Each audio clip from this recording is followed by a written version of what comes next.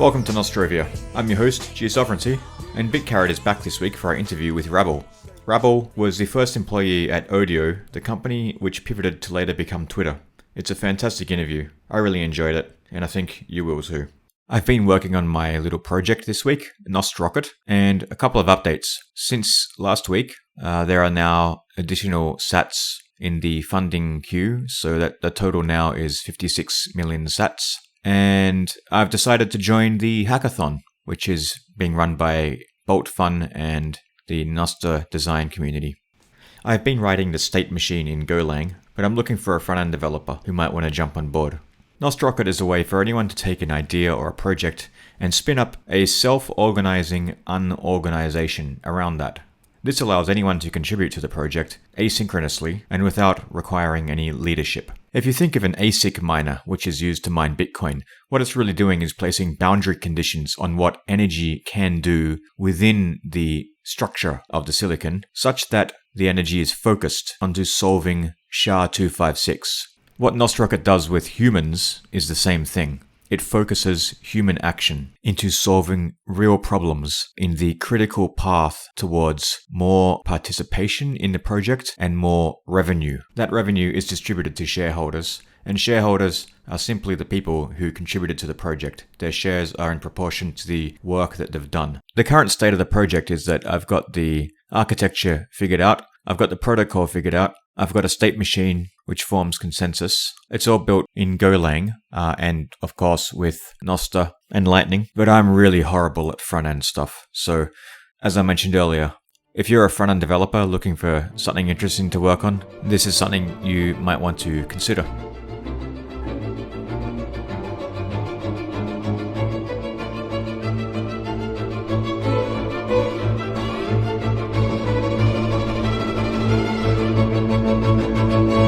Do you want me to call you Evan or Rabble? Oh, I prefer Rabble. Yeah, I would also use Rabble instead of Evan if I was in the same situation.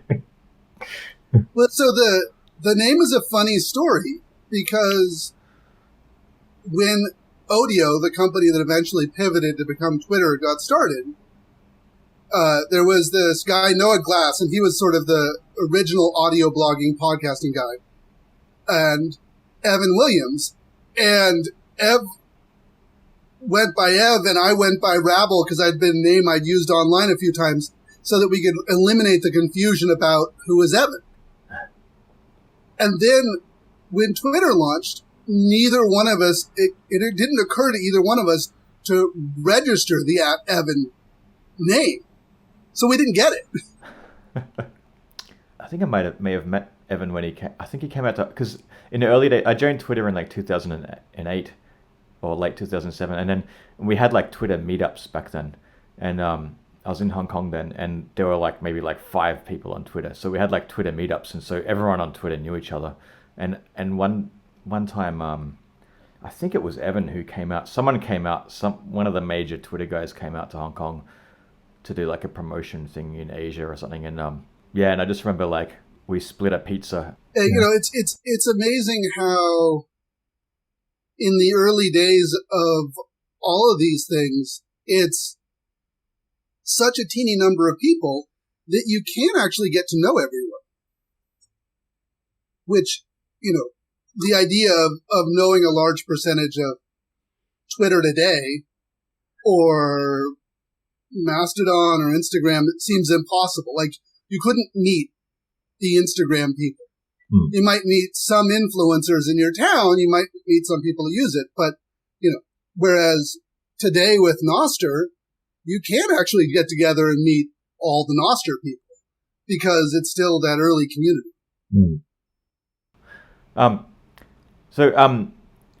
What's your, maybe you should just like talk about your background for like a little bit. Just tell everyone. Sure. Yeah. I'm Rabble. I'm a software developer, hacker.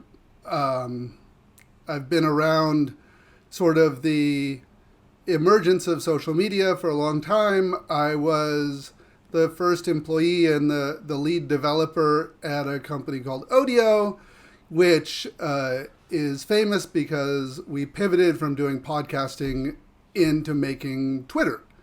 And so I've had a lot of experience with the emergence of social media platforms, and there was a whole faction of people at Twitter who felt like it should be more like a protocol. It should be more like a part of the internet. It should be utilities, pipes, and not an app, not a unified platform. And so I left in the early days of Twitter and went over to work at Yahoo with the Flickr team, and eventually ended up at the MIT Media Lab trying to understand what happened with Twitter, what was the good and the bad of it, and spent a few years studying that, and then was looking at what social media what things could be a social media protocol to replace Twitter. And I was very aware of ActivityPub and the Fediverse, but it didn't, it has some serious flaws. And so I tried to build a decentralized social media network on top of Ethereum, which, was expensive and slow, and ZeroNet, and directly on top of IPFS. And that's where I eventually came across this protocol called SSB, or Secure Scuttlebutt, which is one of the inspirations that Fiat-Joff used for the creation of Nostr. For Nostr people who haven't looked at Scuttlebutt, what's the sort of, because it's quite similar. I mean, in some ways it's quite similar. But what's the main sort of differences?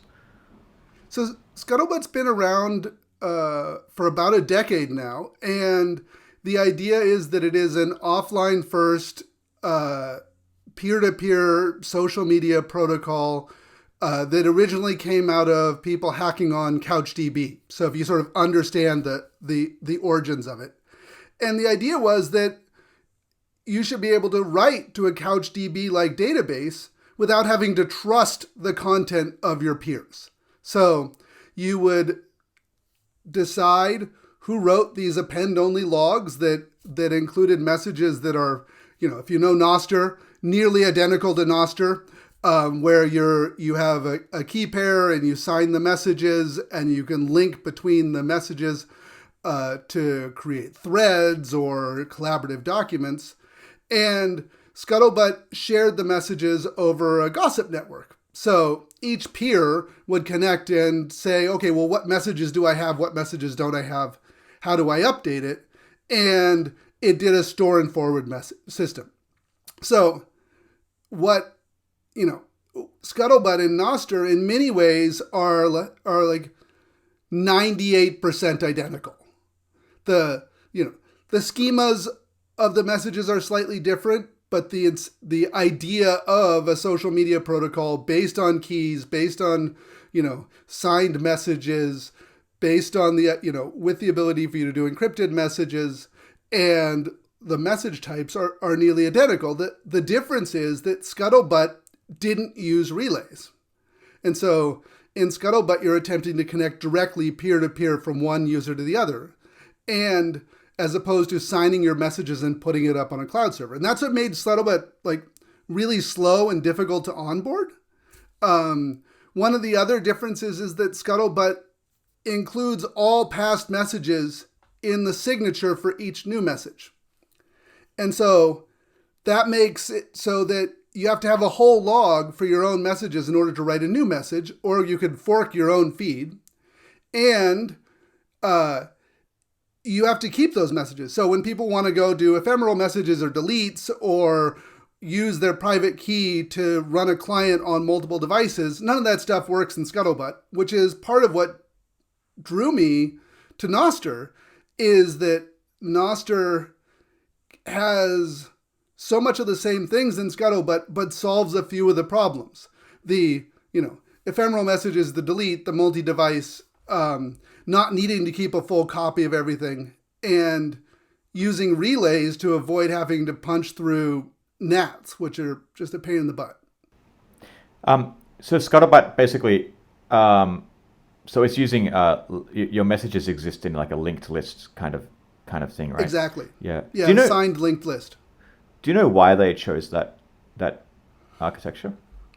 So they chose that architecture because it with the signed linked list, you only have to have the sequence number when the two peers to connect. So I could give you a list of 50 people I'm following, and I could give you the sequence number of the most recent message I know about each of those people. And then the other peer only has to send me all messages above that sequence number. So it was a trade-off between network connectivity, like how much back and forth do you have to do to sync the messages, and validation, like, because you have to do the cryptographic validation, you have to, check that the signatures are correct. And so Scuttlebutt was designed for a very low connectivity environment. And you can run Scuttlebutt over long range, low power radios that have message sizes of 256 bytes. But, and it works just fine because it stores all the messages locally. Whereas in Nostr, most of the clients are just they're only temporarily downloading the messages. Yeah. So I don't want to dwell too long on Scuttlebutt, but was it like originally made for sailing or something? So Dominic Tarr is the original Scuttlebutt developer, and he's a super prolific JavaScript developer. I think he's released 450 or 500 NPM libraries. And he lives on a sailboat here in New Zealand and often was unable to get connectivity. And so he wanted a social media platform that he could use on his sailboat when his laptop would be offline. Okay. That's okay. So that's where the architect. Because I remember someone told me about Scuttlebutt, or something that sounded very similar to Scuttlebutt. It must have been like 10 years ago now. Or something. Someone was telling me about it, and I was like, man. When I looked at Scuttlebutt, I was like, that looks a lot like this thing this guy was telling me about. This sailing guy made. So okay. Yeah, that's the thing the sailing guy made, Dominic Tarr, and it. The other thing that Scuttlebutt does that's different than Nostr is Nostr has the ability for you to pull in all of the messages on a relay or directly address an individual person. So I can write a message to a relay that you are reading from, and it shows up in your inbox. Whereas the Scuttlebutt model, you are much more directly tied to who you're following. So Scuttlebutt handles the spam problem by saying, if I don't follow you, or someone I follow doesn't follow you, then I'm never going to request that person's feed. And so there are spam bots and other things like that on Scuttlebutt, but people just block them. And because there's no way to sort of push your way into people's attention, no one else sees them.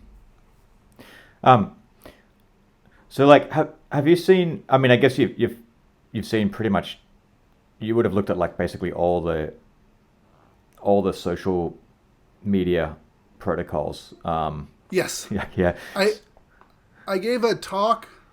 So Facebook, interestingly enough, a couple weeks ago hosted an invite only weekend conference of technologists and social scientists. And so I gave a talk on 101 decentralized social media protocols. And the truth of the matter is I've only found about 80, but 101 sounded better. And it's one of those things where it seems like every day someone's like, oh, I know. What if we just had a protocol instead of a centralized service? And everybody has a slightly different take on it. And I think it's fascinating the different perspectives on what people are doing and how they incorporate it. And most of them have similarities. Like convergence of some, because I mean it's engineering, so you're gonna, yeah. So what do you like about Nostr in comparison? Like what stands out about Nostr compared to everything else you've seen? So on some level, Nostr isn't massively unique. I think Blue Sky with the app protocol is quite similar. I think Farcaster is quite similar. And I think that the Chatternet protocol is quite similar. And these are all basically protocols that are similar to Scuttlebutt in terms of its signed logs, and keys have messages, and it has a sync protocol. But all of them put the content up on servers that relay the messages. And that just simplifies everything. The biggest difference between these protocols is the ecosystem that develops around it, and the different ideas about how to solve the problems, and different velocity in terms of development. For example, Blue Sky, I like Blue Sky. I like Jay, and I like Paul and the rest of the Blue Sky folks. They sped things up when Twitter fired 3/4 of their engineering team and they had their choice of who to hire. But if you're not working for Blue Sky, it's actually very hard to develop on top of the app protocol. You can read their specs and things like that. Whereas with Nostr, it's open source from the start. And not just like open source in terms of licenses, but open source in terms of like how the development is happening. So the Farcaster protocol, Farcaster is a company with $30 million of funding from Andreessen Horowitz. And their protocol is really similar to Nostr, except all the development is employees of the company. And they're taking that VC capital they raised and basically investing in app developers to try and build out their ecosystem. It reminds me of the way in which all these companies did ICOs, and then they're like, we're going to do hackathons, and we're going to do, basically trying to pump it up. So no one wants to participate, but or people do, but they're there because they're being paid. And people aren't in Nostr because they're being paid. People aren't into doing Scuttlebutt because they're being paid either. And so that I thought was really inspiring. I'm fairly cryptocurrency skeptical. I certainly know how it works. I certainly have mined a little bit of Bitcoin.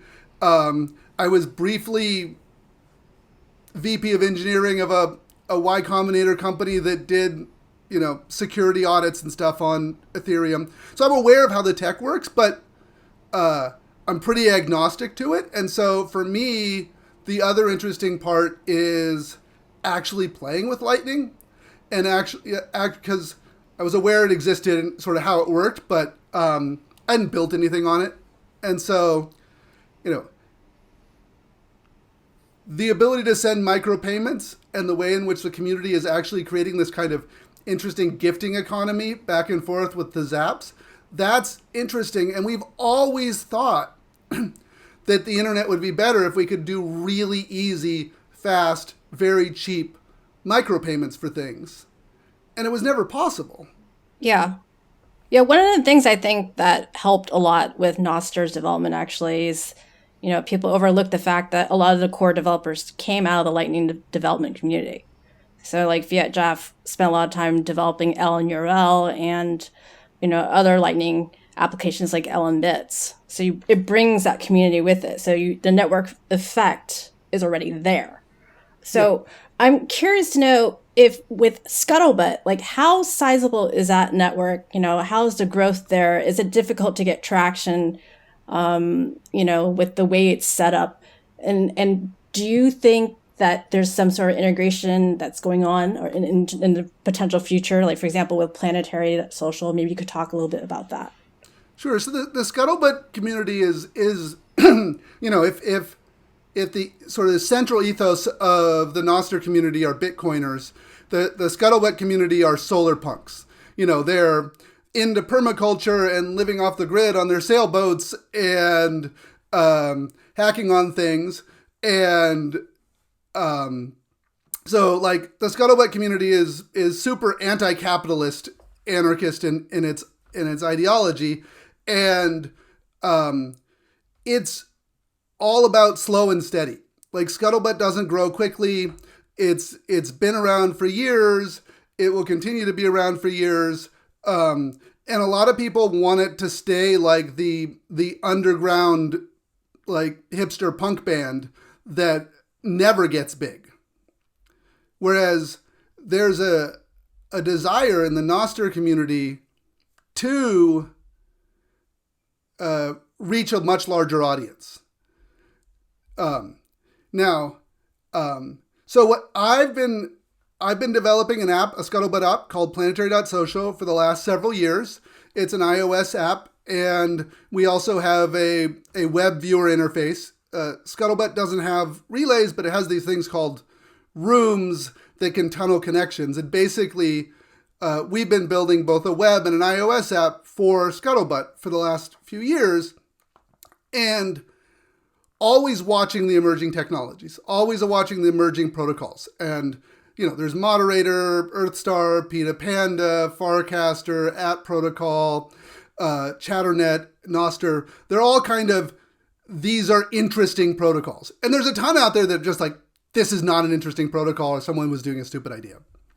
And so what I saw at the, over the course of the last year, every time I stepped into Nostr and took a look at it, was something that was interesting, but it didn't feel like it was gaining traction.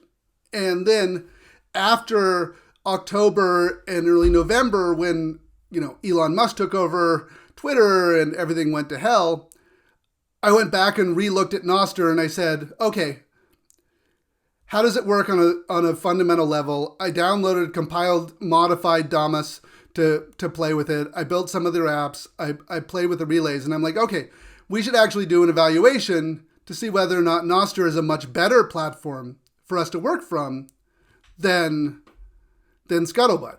And what I decided was to actually take the Planetary code base and pause working on it and switch over to working on a Nostr app, because I think the velocity of the development is more interesting. And I think the ability to say, I want to be able to have all of my, notes, the equivalent of tweets, auto disappear after 30 days. That's a really useful thing, because those old tweets just come back to bite you and they're not part of the conversation. So you might as well just have them delete. And so me and my team, we spent a while investigating it. We wrote this report, which we've shared around on Nostr, which is a comparison of Scuttlebutt and Nostr. And there's pluses and minuses to both of them. But, and I did a call with Will, and I jumped on a call with Fiat Joff, and basically, sussed out the ecosystem.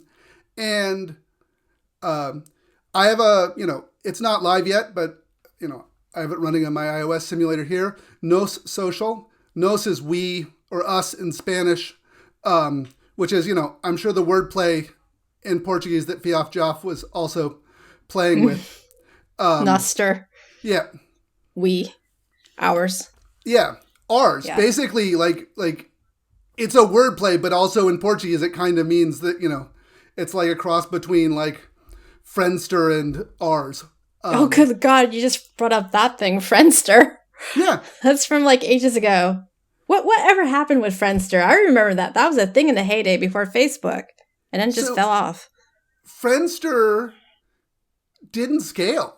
Like Friendster's engineering team, they kept trying to scale, and like it kept collapsing and falling down on itself. And by the time they figured out their scaling operation, how to make the tech work, MySpace had come along and captured the imagination. And everybody switched to MySpace, and then Facebook comes along and kills MySpace. So eventually Friendster gets sold to some Filipino company that makes it into a gaming platform. So the report that you just mentioned, Scuttlebutt versus Nostr report. Yeah. What's the TLDR of that? So the TLDR is that the protocols are predominantly the same, that the relays in the cloud make scaling and onboarding new users into Nostr easier. The Scuttlebutt has, because of the way you pulled content from your peers and not from everyone, you can do metadata hiding direct messages. So in Nostr, I'll encrypt the message, but anyone who can see the relay can see that I sent it to you. They don't know what the message is, but they can see that we've been messaging each other. And in Scuttlebutt, you encrypt the sender and the recipient. You encrypt the recipient to their private key using their public key. So the way Scuttlebutt apps work to read direct messages is they have all the people you're following, and you just attempt to decrypt every encrypted message. Okay. And 99% of them you can't decrypt. So, you do that. So that's like a nice privacy affordance of it. The other difference is, Nostr still needs to figure out how it deals with spam and abuse. And Scuttlebutt handles it by segmenting the network, basically by using pull rather than push. So, Can you explain a little bit more about that? Yeah, so in Nostr, my clients connect to all these different relays, and it asks the relays, these are the people I'm subscribed to. Give me their stuff. But it also just can download anybody who sent a direct message to me, like an encrypted message. Or if you're looking at the global feed, you're basically looking at not all of Nostr, but you're looking at anybody who's published to that same relay. And so that's where we've got the spam problems, because we make these public relays that you can just immediately connect to. There's no CAPTCHA, there's no payment, there's no cost of work, there's no approval process, and then people run spam bots. Where in Scuttlebutt, because I'm only going to request from my peers, from the servers and my peers, people I follow and then people they follow. There's a couple of the Nostr apps, I think Coracle does this, that does a friend of friend feed. Yeah, Iris does that. They started doing it as well now. Yeah, so I think that's that that's an affordance that's been that works in Scuttlebutt and needs to be adopted in Nostr. But the advantages of Nostr is that it's just so easy to build an app. There's no custom RPC layer. There's it's an easier protocol to work with, and that's really nice. One of the things that Scuttlebutt has that Nostr doesn't have yet is Scuttlebutt has private encrypted groups. So in Scuttlebutt, you can go in and create a group, and the group just exists on chain, as it were, in everybody's different signed data and feeds. And then you invite people to the group by sending them private messages. And then you set up a new set of keys that can rotate for group membership. And so if I made a group with you two, then I would create a new group, and I would create read and write keys for that group. And then I would share the write keys to different people. And then we could all write to that group, and we're putting the messages like on our relays, but we're not having to encrypt them. Like we're not having to you don't have to directly connect to anyone, and no one then can see it except people who are members of the group. I've been thinking about private group chats. Yep. The only way I can see really to do it on Nostr is you just have a shared public key, and then to give someone access to the group chat, you basically give them the private key to decrypt everything, and then you just rotate that key when someone leaves. Yep. So I've been thinking a lot about what the right private group implementation is for Nostr, and I think it's not to actually copy what we did in Scuttlebutt. I think it's to copy what this project called P2Panda does. And P2Panda took this protocol called MLS that was created by Wire and a few other people, and it's double ratchet encryption and things like that, all that good stuff, but it's not limited to 256 members the way WhatsApp and Signal groups like are, because, and so I think we should be looking at MLS, or particularly the way in which P2Panda implemented MLS. That, originally MLS was a very federated protocol, and you needed these federated servers to like handle some things. And the P2Panda project figured out how to make it work in a fully decentralized way. And I think that's the right solution for Nostr, because people want to be able to have private groups. Like, we want it, like, the public conversation is great, but we also should be able to have private conversations. How does that work? Like with MLS? So MLS is just a standard for, it's message layer security, and it's a standard for how to create the keys and how to rotate them and how to manage membership and removing people for private encrypted groups. And it works well if you've got public-private keys for each member of the group. You kind of need that. And so essentially what it does is you create a group, you give it an identity, you create a set of keys for that group, some of which are admins that can rotate the original keys, and some of which are just read and write, and some of which are just read keys that let you decrypt but not encrypt to it. And you hand out the keys in whatever off-band method you want to do it. In Nostr, it'd be the encrypted direct messages. And then you use those keys plus your own personal keys to sign each message. Do you have to re-encrypt everything for every member of the group then? No, you don't. That's the way WhatsApp and Signal works. Yeah. With MLS, you're encrypting it to the group's keys, which the members have access to. Oh, okay. I see. Yep. Cool. Okay. Sorry, BitCarrot, you were about to say something. Oh, no, it's fine. It was pretty much just similar to what you asked. Oh, okay.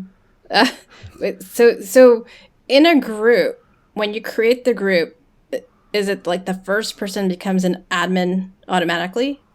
Yes.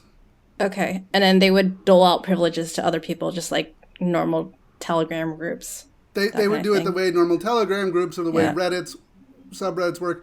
I'm super interested in, the DAOs that are primarily about investment aren't super interesting to me. But the idea of using cryptography and decentralized networks for distributed decision-making is super interesting. And I think that if we could make a way in which the group members, through some sort of cryptography or something, could then vote who the admins are, then I think we would have better accountability in groups. I sat down once with Alexis Ohanian, and he said that Reddit's biggest mistake was letting whoever created the subreddit decide who the moderators would be, and then those moderators got to decide who all the other moderators are. And so in a subreddit, if you don't like the rules of the moderators, your only option is to go off and create a forked community and try and convince everybody to go join that forked community. There's no system of democracy there. And, Reddit's well established. They're not going to change the way that works. But it would be cool in the private groups to have an option where people could say, every 6 months there's going to be a vote, and, everybody signs their messages and votes, and then the winners of the vote get handed the next iteration of the admin keys, and, then they can decide the rules of this group.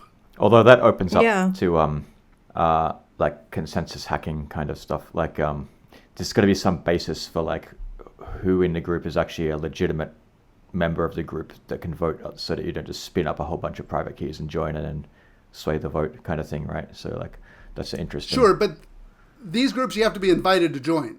So as long as someone didn't put like a public invite link or, a public, some sort of, oracle that would hand out invites, then everybody who was there was on some level invited at some point.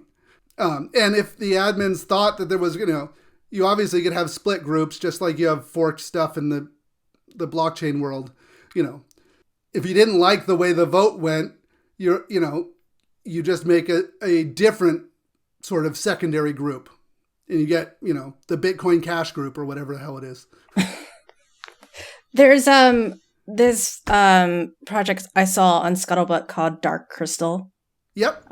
And it's about key recovery. Yes. And I think that's very valuable. Maybe you could speak a little bit about that, because right now with Nostr, we have a key recovery issue. Like if you accidentally posted your private key, people can just start abusing it. Do you know anybody who's considering implementing something like that for Nostr, or have you thought about something like that for Nostr? I think it's a great idea. At the moment, Nos, my app, just drops it in the Apple keychain as a way of storing it, so that the app itself doesn't have access to it, but only can use it for signing things. My friend Dan Hassan is actually the creator of the Dark Crystal project, and he created it because now many years ago he was trying to get all of his friends onto Bitcoin and onto other cryptocurrencies, and he kept creating wallets for people and then sending them some Bitcoin and then having them lose it. And it happened over and over again. And, the horrible part is, when he was doing this, the Bitcoin wasn't worth very much, and then it became worth a lot. But he figured out that key management and key recovery is a major problem for non-technical users. And so the Dark Crystal library, and it's an open source library you can use with anybody's keys, basically uses Shamir secret sharing, so that you look at, you define who you trust, say it's 10 people, and then you encrypt your private key, and then you hand it out to those 10 people, and you set the threshold saying 6 of them need to get together and all take their part of the crystal and put it back together to recover your private keys or your wallet secret. And the thought is that those 6 people, if they're people you're trusting, they have ways of out of band verifying that they're returning the keys to the right person. And it doesn't solve the problem of leaked keys, but it does solve the problem of losing stuff. And I think implementing it for Nostr would be a great idea, especially because it's very easy to then send the encrypted fragments of the key via direct message to people and you actually know who you're sending them to. Yeah, that'd be a cool little micro app to build on Nostr, just a Shamir secret sharing little app. Which actually, I just had a chat with there's some guys who are running a Nostr hackathon starting next week or something, and I was just talking to them about what kind of projects people are looking at, and that'd be a really good one for someone to do. Yeah, speaking of the hackathon, so there's the starting next week, leading up to Nostrica, there's going to be an online hackathon, and I actually didn't want Nostrica just to end at 3 days, so I rented the Awake Center for 2 days afterwards. So there's going to be a physical in-person hackathon for the 2 days after the formal conference, so people can stick around and hack on stuff. And then the in-person hackathon and the online hackathon are ending together, and sort of the prizes and option, presentations and everything will be half folks who are in Costa Rica and half folks who are online. Are you referring to the for the online one? Are you talking about the one that's got Bolt Fun? Yep, the Bolt one. Okay. Yep. Cool. Cool. Yeah, Bullfoot's great. I love it. Lots of Lightning hackathon projects over the last couple of years.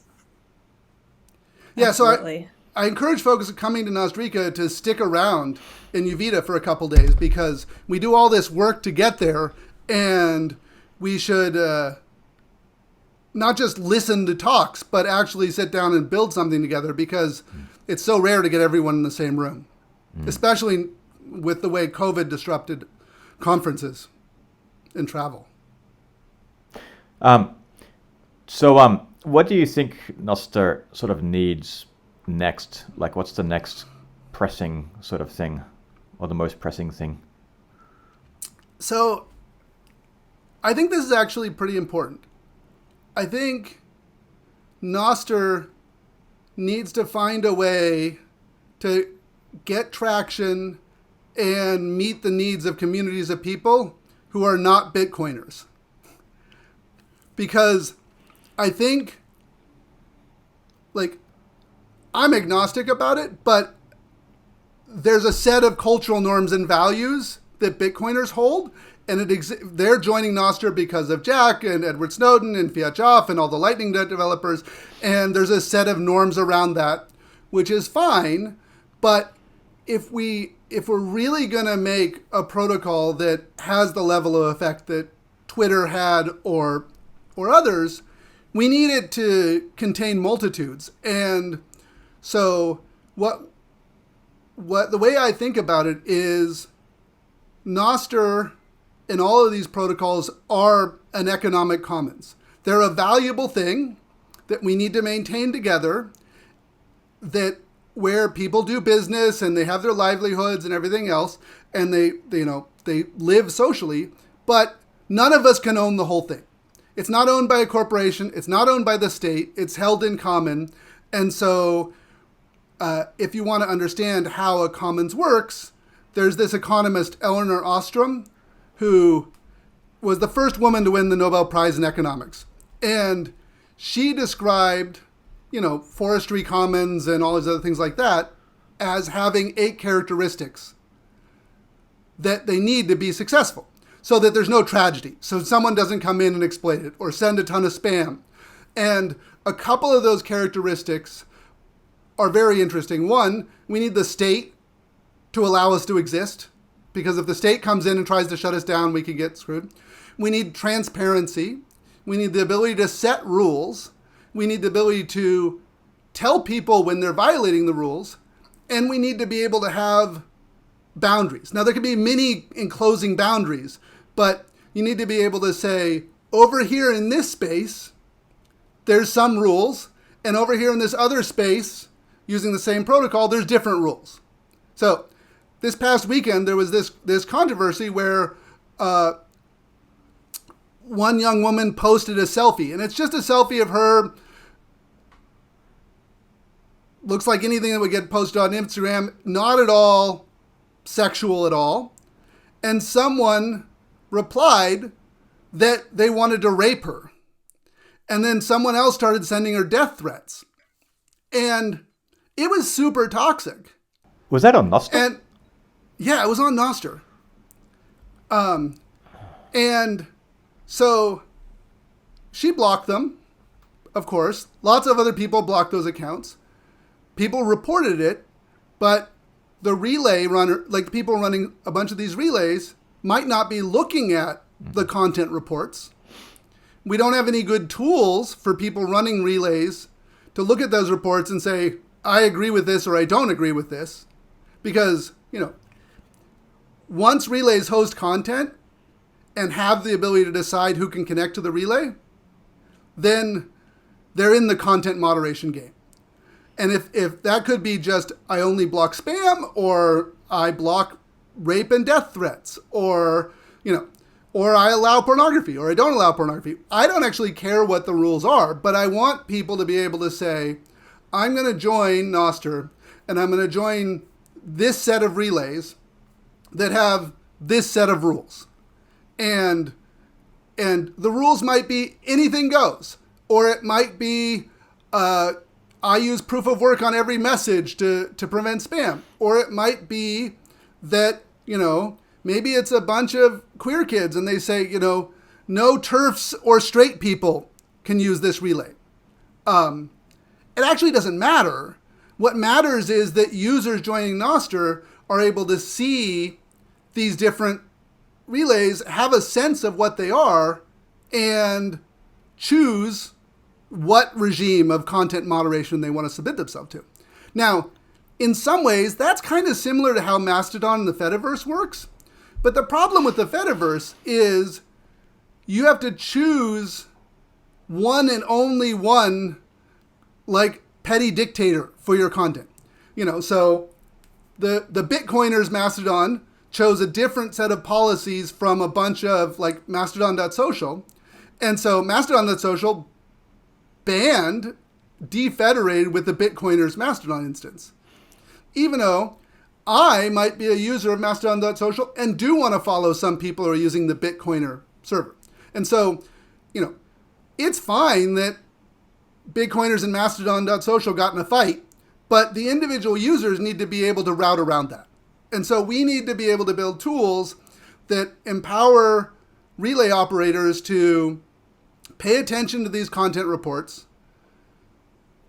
communicate what the rules are for their relay, what content they're going to allow and not allow, provide a channel to connect back to the relay operators. Because, like, I've got all these relays. I don't know who's running them. I don't know what what their policies are on different things. Some of them are paid, some are not. Some have spam, some don't. Like, let me see, who's running this and why, because then they're going to host my content and affect who can access my content. So we need to build some structure that lets us protect women from just immediately getting, death and rape threats for super innocent selfies. I also think that we should build the ability for, sex workers and the equivalent of OnlyFans to be on this. It turns out that 40% of outbound links from Twitter are to OnlyFans. And 80% of searches on Twitter were for porn. Twitter did such a good job of making it so you didn't see that stuff unless you were looking for it. But for, all these people who do OnlyFans to make a living, all the cam girls, and they're freaking out because they're losing Twitter too. And they're losing it as a source of traffic, and they're looking for something else. Nostr could be that. But you would want it to be clear, I'm joining a relay that's run by my church, or I'm joining a relay that's run by these sex workers. And users shouldn't accidentally have to, the world should be big enough that I could both follow the sex workers on their relay and follow my church group on this relay and not have to have them conflict. And people in the church group can use this without having, they have to go search out the other stuff rather than having it pushed in your face. Yeah. So on the episode with, just for the audience, on the episode with John, who wrote Coracle, we had we touched on this as well, relays controlling content, or relays only allowing users based on someone who's already in that community or being invited to that community. Yeah. But I think that is I think we need 1,000 models for who decide, we need 1,000 models for how a relay is run and how it's governed. And some of those are just paid, and some of those join, some of them social, some of them are, you request and they look at your content. I'm not saying what they should be, but I think that relays give us the chance to have many different governance rules about behavior, as opposed to relying on either no rules, which is you could post anything, or opaque legal systems run by companies where we don't know why our accounts are banned or shadow banned or deleted. We don't want the opaque thing, the mall cop deciding everything. We don't want the Chinese government deciding everything we can say. But I would also say that we don't want something that is where people can't restrict what they see. So I can't stop someone else from setting up their own relay, posting their own content. But I do want the ability to not see Nazi content for myself. Or I want my kids, who are teenagers, to be able to use a social media app where they don't see the sex workers. And I think with Nostr, the path to that is building up the ecosystem around relays.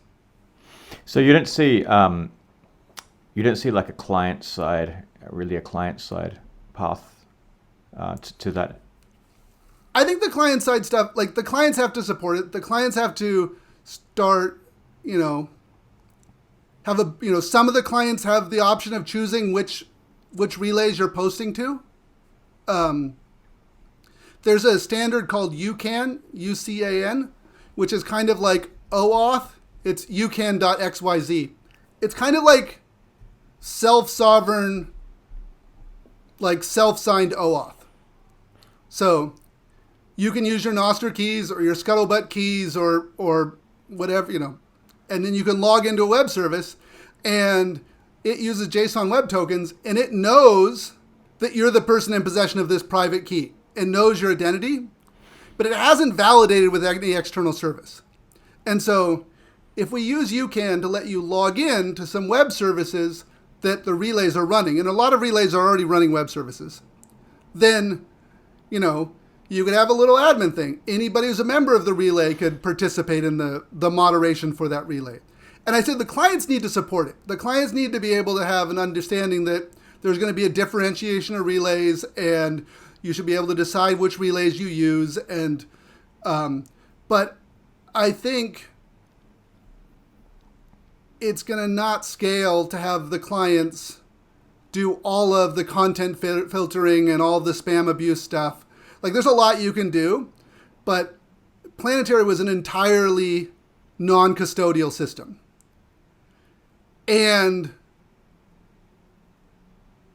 it's hard to make these work entirely non-custodial. Like, we should be pushing off some of the work to the relays and letting relays provide additional services.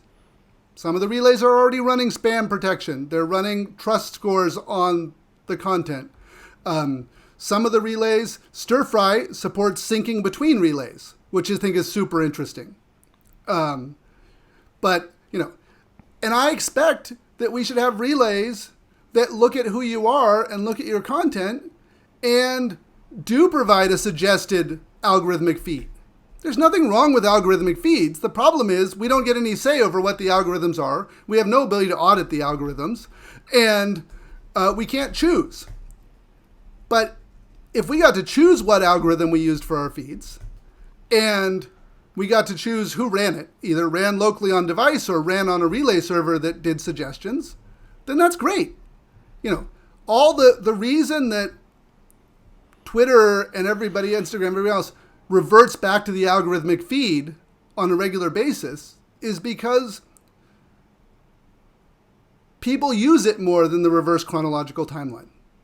And so I think rather than throwing the baby out with the bathwater in terms of algorithmic feeds and user recommendations and content recommendations, we just need to be able to say there's going to be many different services out there that provide these algorithms, and you can choose them. And whether or not you get that directly from the relays you use, or maybe there's a third party, another service, which is just, like Nostr.band, which is just, you give it who you are, and it gives you some recommendations for how to sort the content or who you might want to be connected to. And as long as we have lots of those, that's great. Because we have accountability. If someone goes bad, we can use switch. Yeah, totally. Yeah. That was the way to get around the state attack, is to have the ability to switch relays, the choice. Yep. Just moving. It's dumb, according to Fiat Jaff, and inelegant, but it works. So, yeah, absolutely. So I just wanted to clarify. So the Eleanor Ostrom. Ostrom. Ostrom. Yeah. Okay. she's great, and it's easy to think about crypto economics in purely a libertarian sort of market orientation, and some of that makes tons of sense. But her work shows how important it is and how it's actually like crypto economics are a way of building an economic system that's not owned by anyone. It's not owned by markets. It's not privately owned. It's not owned by the state. It's owned by the participation of people in it. And so her work with, I think she died 10 years ago. So like it's old work, but it shows us that there's a different economic system that we can use. And it's been around for thousands of years. And, I don't know if you knew this, but did you know that the tragedy of the commons, like the most read text in economics, is not a scientific paper? It's not based on any evidence. It's an allegory, and it says it's an allegory in the paper. It's like, imagine if there wasn't culture and there wasn't societal pressure, then all the farmers would just exploit the common field with their sheep. But in reality, when Farmer Joe goes and overgrazes his sheep, you go over to his house and you yell at him. And you say, if you do that, all our sheep are going to die. And so what her work describes is, what is that process of going and yelling at him? And how every single economic system that is shared like this develops different rules. Like, they develop different rules, different ways of making decision, different things that are all appropriate to the local context. And that's super powerful when you realize that we could have millions of different rules that all made sense for each local context economic system. Local, like cultural, not just like physical. Yeah. And that just gives us a powerful model going forward. And we're no longer relying on the state or big companies to make these decisions for us. Did you look at Balaji's book, The Network State thing? Yeah, I did look at Balaji's book. I like him. Balaji invested in my company. And so we catch up on a regular basis. But it's been a few years, so I don't have anything useful to say beyond that. Okay, cool. Yeah, that was an awesome conversation. Yeah. Yeah. Yeah. Absolutely. Oh, I actually did have one more question. Yep. I think I heard you mention something about the Maori is that how you say it in New Zealand? Maori, and yep. Did they use scuttlebutt for something? They do. So okay. There is a group of Maori who use scuttlebutt, and they have their own app. It's pronounced Ahau, but ahau.io. And it is a self-sovereign Maori identity system. And so the Maori felt like they didn't trust the New Zealand government, and they wanted to have a way, and they didn't trust necessarily all of each other either. Like, because they had been betrayed by people who said, well, I represent this iwi, this tribe, and I'm going to go negotiate with the government, and then they go off and do something else. And so they wanted a system where everybody can control it. And so they use Scuttlebutt, but running on a different network key. So it's not you won't see the content on the main Scuttlebutt network. And they put a Raspberry Pi with a Scuttlebutt pub that does store and forward inside each of their maraes. And so the Maori have this kind of, sometimes they're churches, sometimes they're community centers, but they have 700 of these all over New Zealand. And they act as a community hub, and people go into them all the time. It's where they have funerals, it's where they have parties and weddings and any kind of celebration.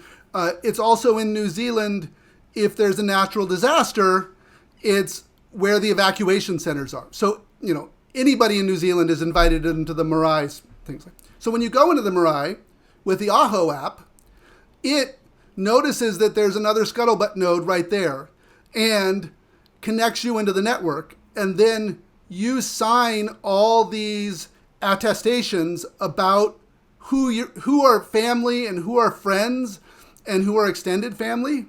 And so for nuclear family, extended family, and then what they call Hapu and Iwi, all these different groups, the Aho software creates a private group for each of those levels.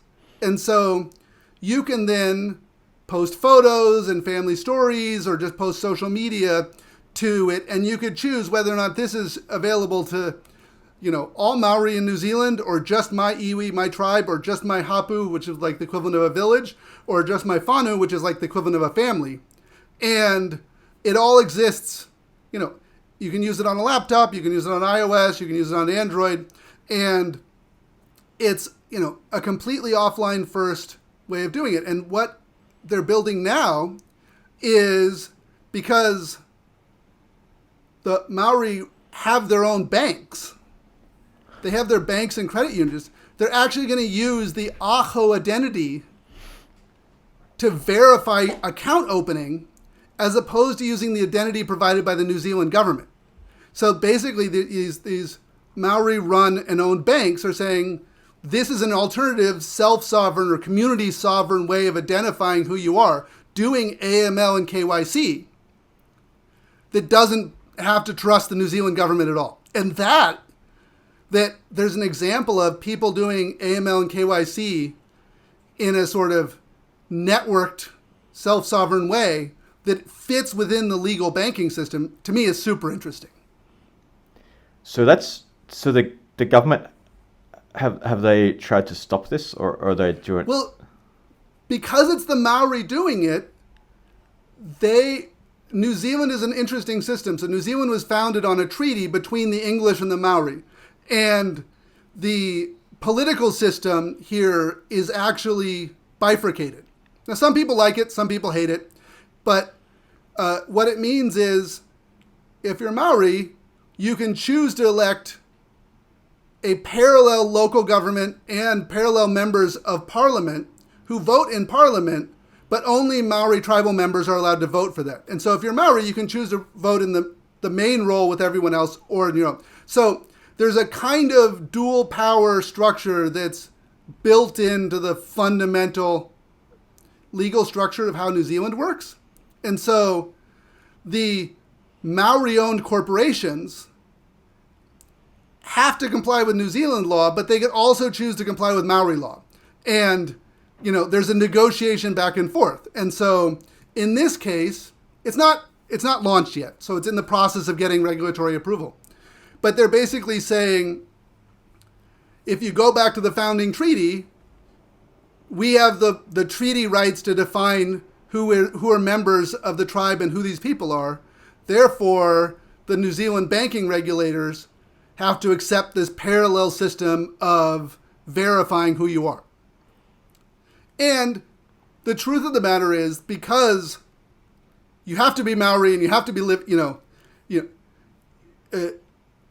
there's very little risk of all of a sudden random people doing KYC on this, and you're not going to get some Russian oligarch, whoever could get into that system, because you've got to show up to the marae and have all these people cross-sign your keys, like a old PGP key signing. And I think that model of getting people banked is something that would be great to export from New Zealand to other places in Africa and Latin America, where people in their village know who each other are, but the government doesn't know who they are. Yeah. Yeah, that is a big problem, actually, in like sub-Saharan Africa. I worked there for a bit. It's just like, there's no ID, there's no nothing. Even when they cross the border between countries, they just are handed a piece of paper for the day. I knew this guy who was Somali, and he left Somalia because the country collapsed, and then he was in a refugee camp in Kenya and had no ID, and he actually snuck back into Somalia, bought a fake Somali passport that was actually stolen from the Ministry of Foreign Relations. So, like, it was a real Somali passport, but he put his own data in it. Like he filled it out and had it all printed out, put his own photo in it. And then he used that, and then he went to someplace else, and they put a fake visa to Egypt, and he flew to Egypt, and somehow got let into Egypt, and then walked into the UN office and said, "Please, I'm a refugee, resettle me." And he ended up resettling in the United States. It was a long process, but he had there was no government to go to. Yeah, absolutely. It's amazing the stories that, the ends that people can go to make it work. Yeah. Yeah. When there's a grim enough alternative, people will do all sorts of things. I lived in Argentina for a while, and as you know, Argentina has hyperinflation and really weird banking restrictions, and so people use lots of Bitcoin and lots of crypto because it's a reliable asset that you can get across the border. And even having lived in Argentina for a couple of years, I never opened a bank account because I could never figure out how it was. I would just, either bring in US dollars or trade, I would buy pesos from people and sell them crypto. Like parents at my kids' school. Yeah. Absolutely. Because they were desperate to get out of this hyperinflation environment. How long were you there for? So I was there in 2001 when the original collapse happened, and then again in 2014 and 2015. What was it like, the collapse? Like, did you witness the?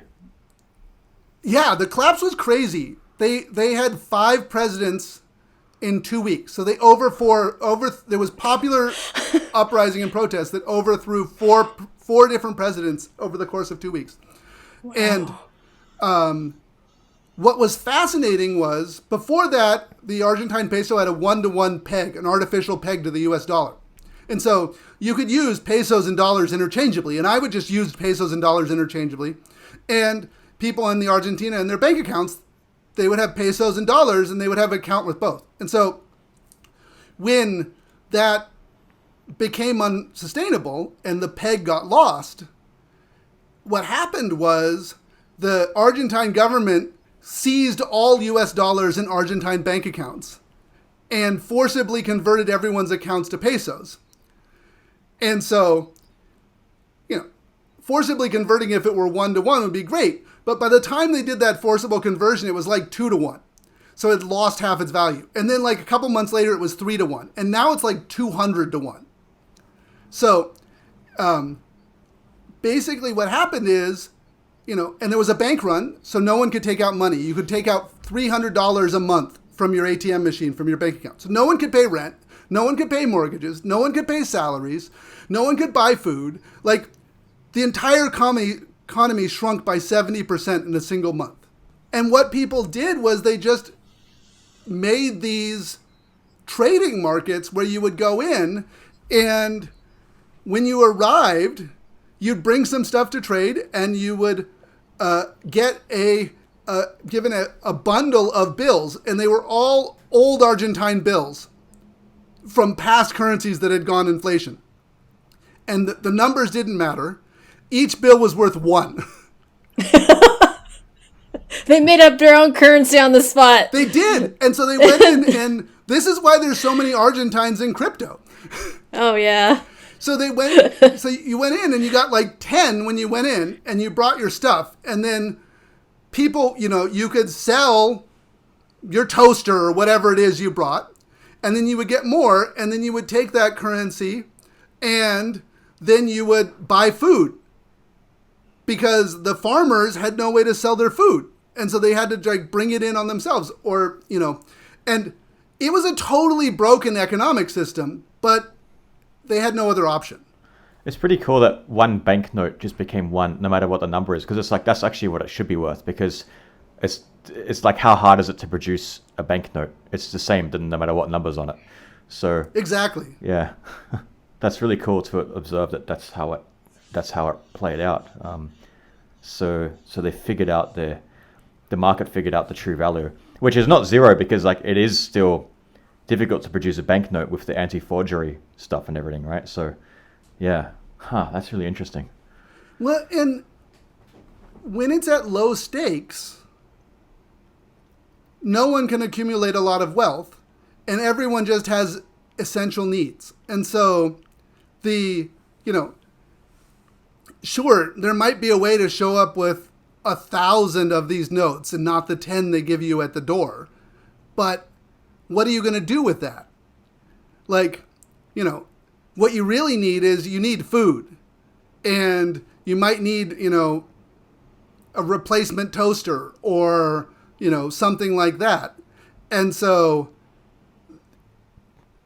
and the people who are farmers, they're like, well, the currency is useless, so I'm going to take my vegetables and convert them into physical objects that I can then sell in the future.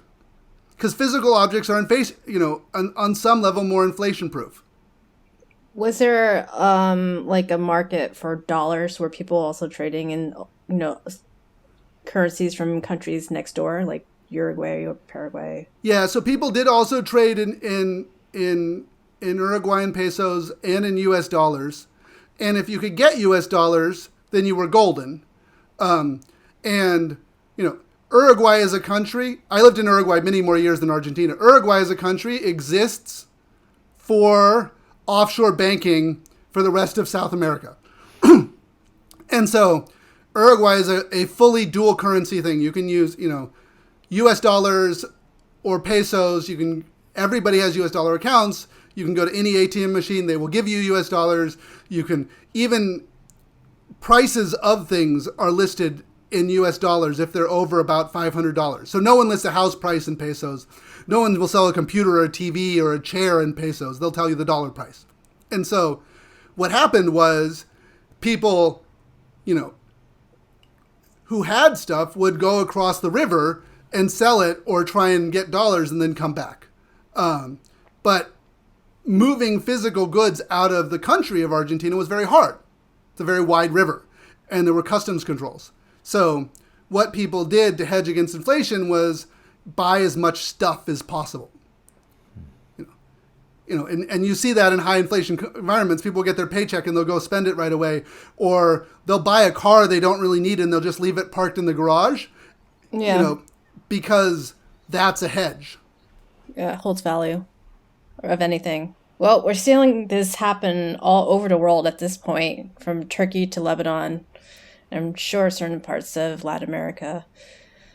But very cool story. Thank you so much. Yeah, and I want to, just, pitch what I'm doing. My app, nos.social, isn't live yet, but we will be live by Nostrica. And, it's part of us trying to, bring over the stuff that we built for planetary.social. It's an open source app for iOS and Mac. And also introduce some of the ideas from some of the other protocols into the Nostr ecosystem. Because I think for Nostr to achieve what people want to achieve, there needs to be millions of different communities. And they need to have their own rules and their own communities and their own norms. And when you're joining, you need to be able to find your people. And so what we're doing is we're not targeting the Bitcoiners, because that's already well covered. We're trying to take Nostr beyond that. And not to like the Ethereum folks or Bitcoin and everything else. We're trying to take it to the folks who aren't using cryptocurrencies at all, but they want a social platform they can control. It's also cool. Like, I think Nostr is the gateway to Bitcoin, or it's going to be anyway. Yeah. And I think that's the reason why, like, when I talk to other folks who are Nostr folks, like what we're doing with Nos Social is important because we're coming from a different community and we're opening up that gateway. And, people who have been doing Bitcoin or cryptocurrency for a long time are very immersed in that way of thinking and aren't going to understand the user needs for other sets of users. And so it's important that Nostr have a broader diversity of people who are coming in and helping build it. And, I'm super excited to be part of that.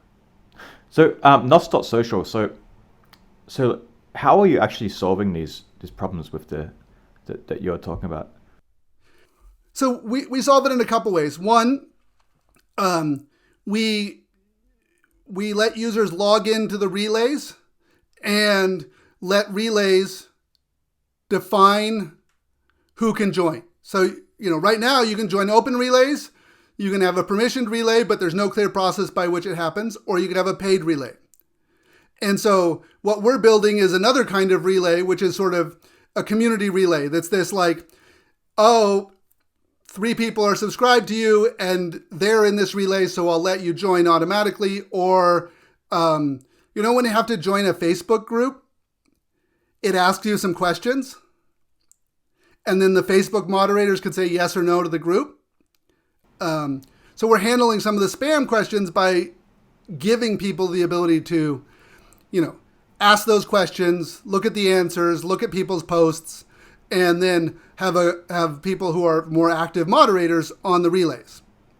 And the other part of it that we built for Scuttlebutt, which we're adapting, is a sort of a more community-focused web thing. So, for example, if you're into electric vehicles, you could go to the website, which is all the people who are interested in electric vehicles on Nostr, and you'll see all their posts and who's talking about electric vehicles. And then you can join that relay and see a feed of everybody in the relay. And then the electric vehicle people can kick out someone who shows up and just says internal combustion is the way to go. Or maybe they don't like the 15-minute city protesters, so they block anyone who's protesting the 15-minute city. Doesn't matter what the rules are. It means that people who are into electric vehicles can make the rules for their electric vehicle community. And so we're going to make a web interface so you can see that, as opposed to a web interface that's just show me all of Nostr. So are you doing that? So you're doing it at somewhat on the client side. Are you doing it on the relay side? Like, are you building a new relay or a layer in front of a relay? So we're building software that works with relays. We're not building our own relay software because there's a lot of relays out there, and there's no reason to repeat the effort. So what I see as more useful is building the layer of management tools that multiple different relay softwares could use, because most of the relays don't have good tools for getting those content reports. And eventually, Apple and Google are going to start banning the Nostr apps if they see that no one looks at these content reports. So it worked that Will add the ability to do content reports. You send it in, it goes to the relays. If none of the relays respond to those reports, either to say the content's good, the content's bad, like Apple is at some point going to, and Google, they're going to start checking, does someone respond to this report within 24 hours? And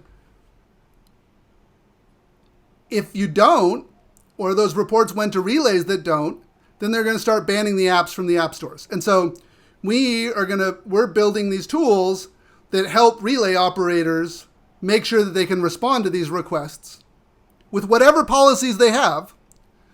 And that keeps us from getting kicked out of the app stores and lets people manage membership lists and set policy and make a web viewer for people in that community. And, for example, I think a Nostr media server that went parallel to the relays where, I could say, I'm going to upload this media, photos and videos, and you have to give a signed JSON web token with the web request of who you are. So it knows who I am. And then it could say, and then I could block certain users from seeing this content. Maybe I don't want people to see my selfie. Or maybe I want to charge access to that video that I've uploaded. And so I want a service that says, this is how many Satoshi it costs. You need to zap this address. And when you do, I'll flip a switch and say, your npub address now is valid to download the video. And then we have paid content. We're like so close. Not to obsess over like the OnlyFans thing, but That's a huge economy, and they pay like ridiculous, like 20% processing fees because credit cards see it as a sin. And they think that there's a high fraud rate.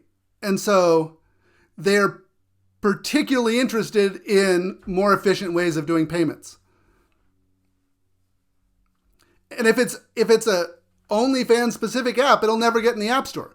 But if we build a broad network that lets people do all sorts of paid content, including Substack style newsletters, including, whatever photos or videos you want to post, or just, paid access to communities. The paid podcasting market in China is a multi-billion-dollar market. Maybe I, gate podcasts that people are subscribed to based on whether or not people have sent me enough Satoshi. Like, there's a lot of ways to do this, and we now have the infrastructure, both in payments and in being able to verify identity, that we just didn't have before. With your relay tools specifically, or your relay management tools specifically. So, so a relay operator, would they how would they use your tool? How would they implement your tool? Yeah, so we're gonna have to implement gateways. Like, if we have a relay management software, each relay has its own database schema, its own everything else. So what we're looking at is basically being able to come up with a standard. It's got to be like a NIP for like relay management. That, it is an API, a web service API that the relays could expose that other relay management software could do. And then it could connect to the relay and give you a list. But it also would be able to tell the relay, delete all this person's content, or, block this person, or see that this person has requested, allow them read access, allow them write access. So I think the only sort of easy way to do that is to write a NIP, write a standard, what is the API, and then work on implementing it in a bunch of the different relays. Because each one is storing data in a different format. They're all in different programming languages, but they all speak the web. They all speak WebSockets. So we need to open up a app that relay operators could install and run on their own that would then talk to their relay and give them a management interface. And I think that, to be an open network, we need more than one management tool. So just the one that we're building isn't going to be enough, because then that's a point of centralization and a point of control that I don't think any of us want. Yeah. I guess we can wrap it up, unless you want to, unless you have some last anything else that you wanted to say. No, I don't think I have anything else to say. I really appreciate being on this podcast. Notre Vida is like, it's great the way that you guys have come together and brought voice and provided voice to the disparate community of people who are building this. And I look forward to seeing everyone in Costa Rica. Cool.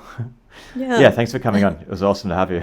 That was really cool. I think everyone's going to like this one for sure. Yeah, absolutely. I'm glad, and I'm glad to, because I've been around and participating, but I feel like because my app isn't out yet, that a lot of people don't know about it because there's nothing to link to. There's nothing to talk about. And, it's, the shared history with early Twitter days is interesting because, Jack and I were both on the same faction of this should be an open protocol, along with Blaine Cook, who created OAuth, and a bunch of the other folks. And I think the open Twitter, like, we had Twitter federated. Did you guys know this? No. In 2007, we built a long time ago Twitter federated. Yeah. So in 2007, we're like, Twitter could be the only fish in a small pond, or we could break this open and have it be the entire ocean, and Twitter could be the big fish in the ocean. And so there were a couple other services, one called Pounce, another called Jaiku, that were very similar microblogging services at the same time. And so in 2007, Google had acquired this Finnish company called Jaiku. And that ended up becoming Google Buzz, and it ended up becoming part of Google Plus, which of course imploded. But, that was, yeah. But before terrible, all actually.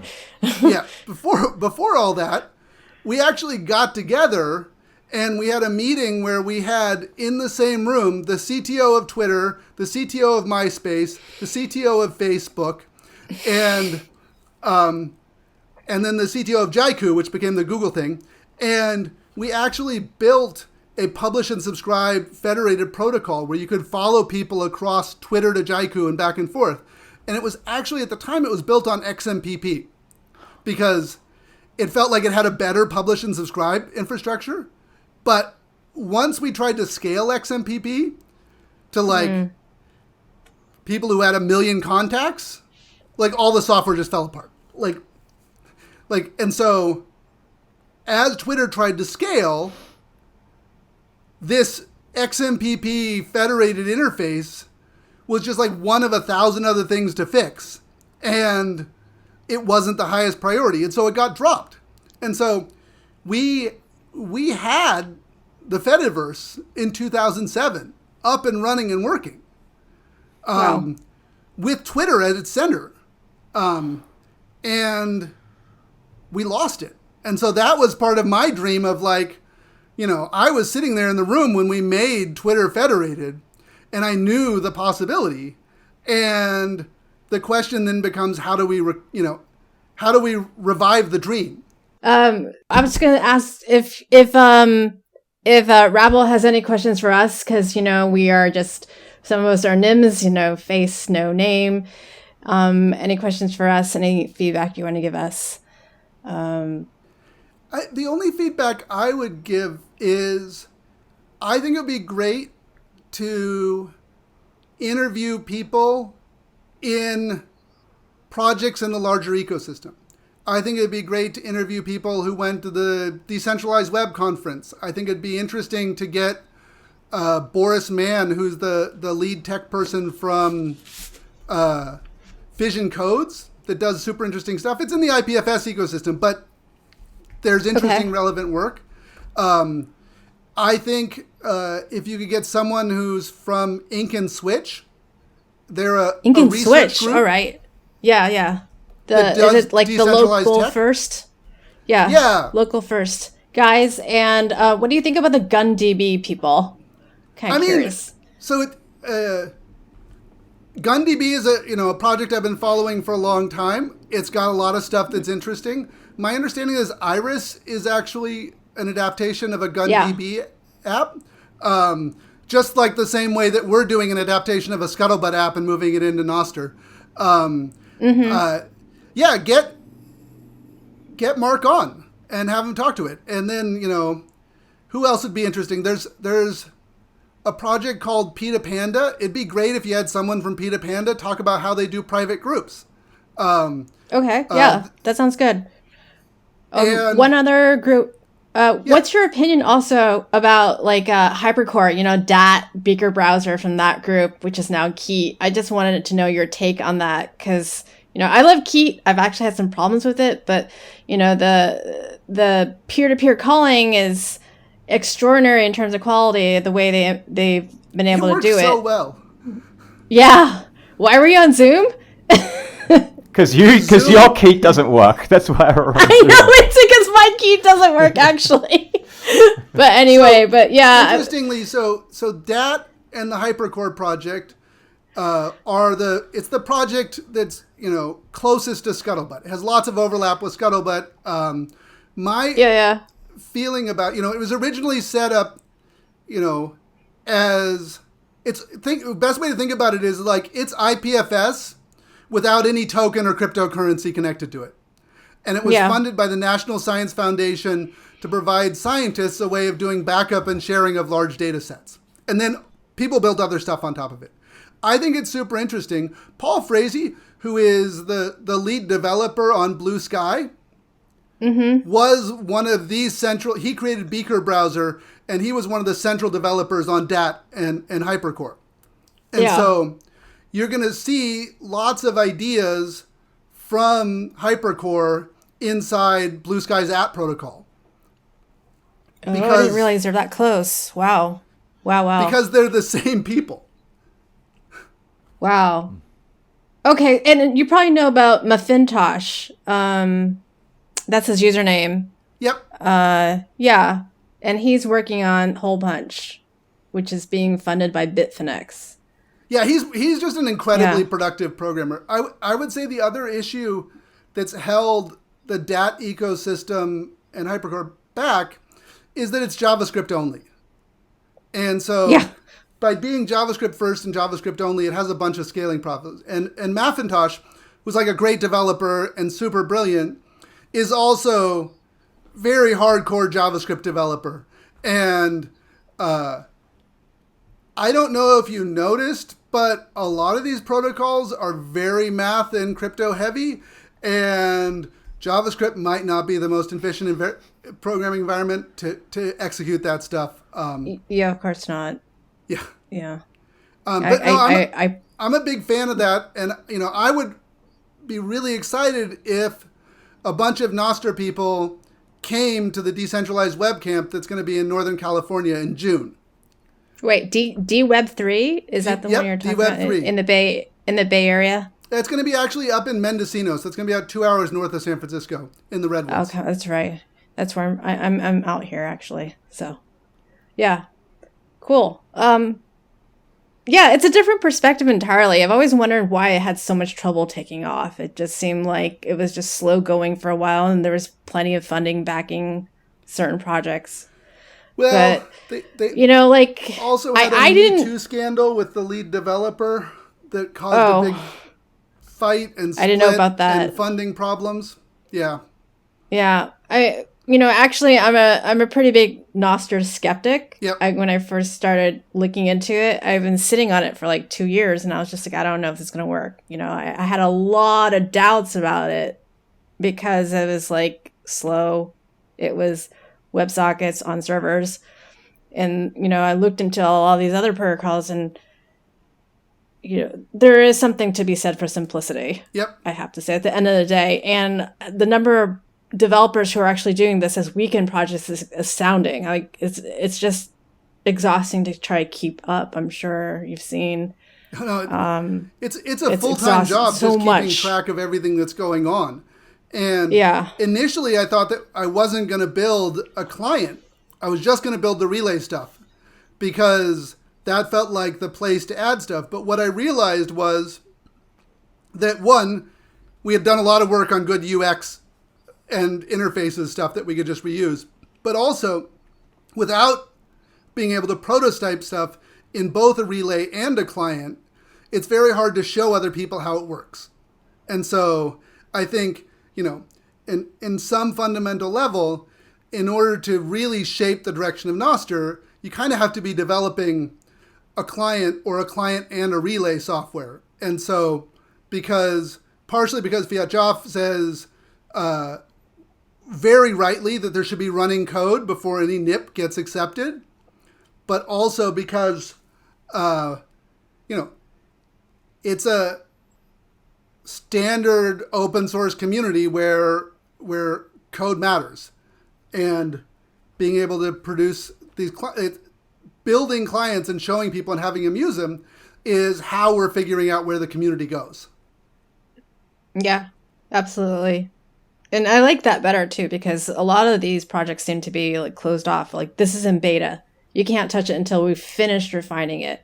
I always find an issue with that. Like, that when is product to market? Is it vaporware? Are you still talking about it, still working out the specs? I mean, where is it? And here we have the complete opposite where everything's upside down, and here we go.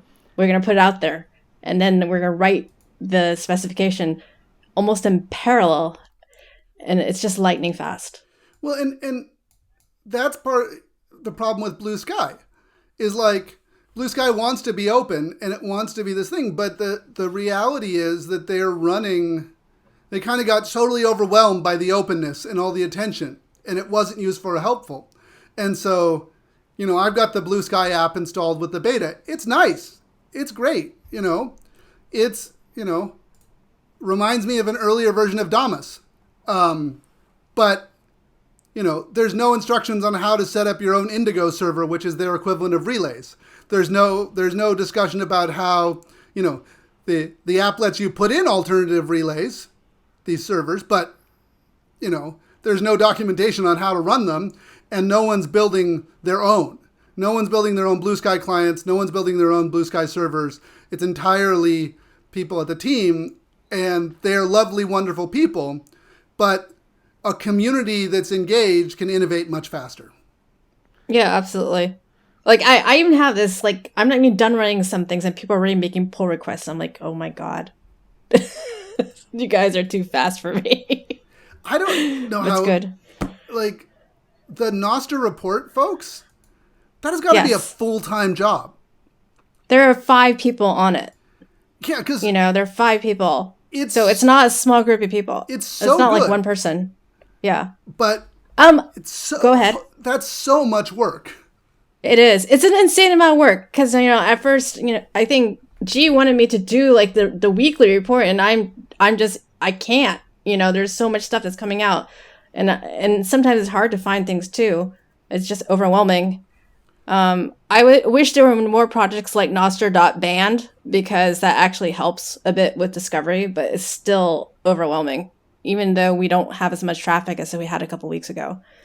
But I'm sure somebody will come up with something. So the traffic thing is interesting, because I noticed that Fiat Joff was like, oh my God, it all fell apart, or was feeling kind of depressed, or everything else.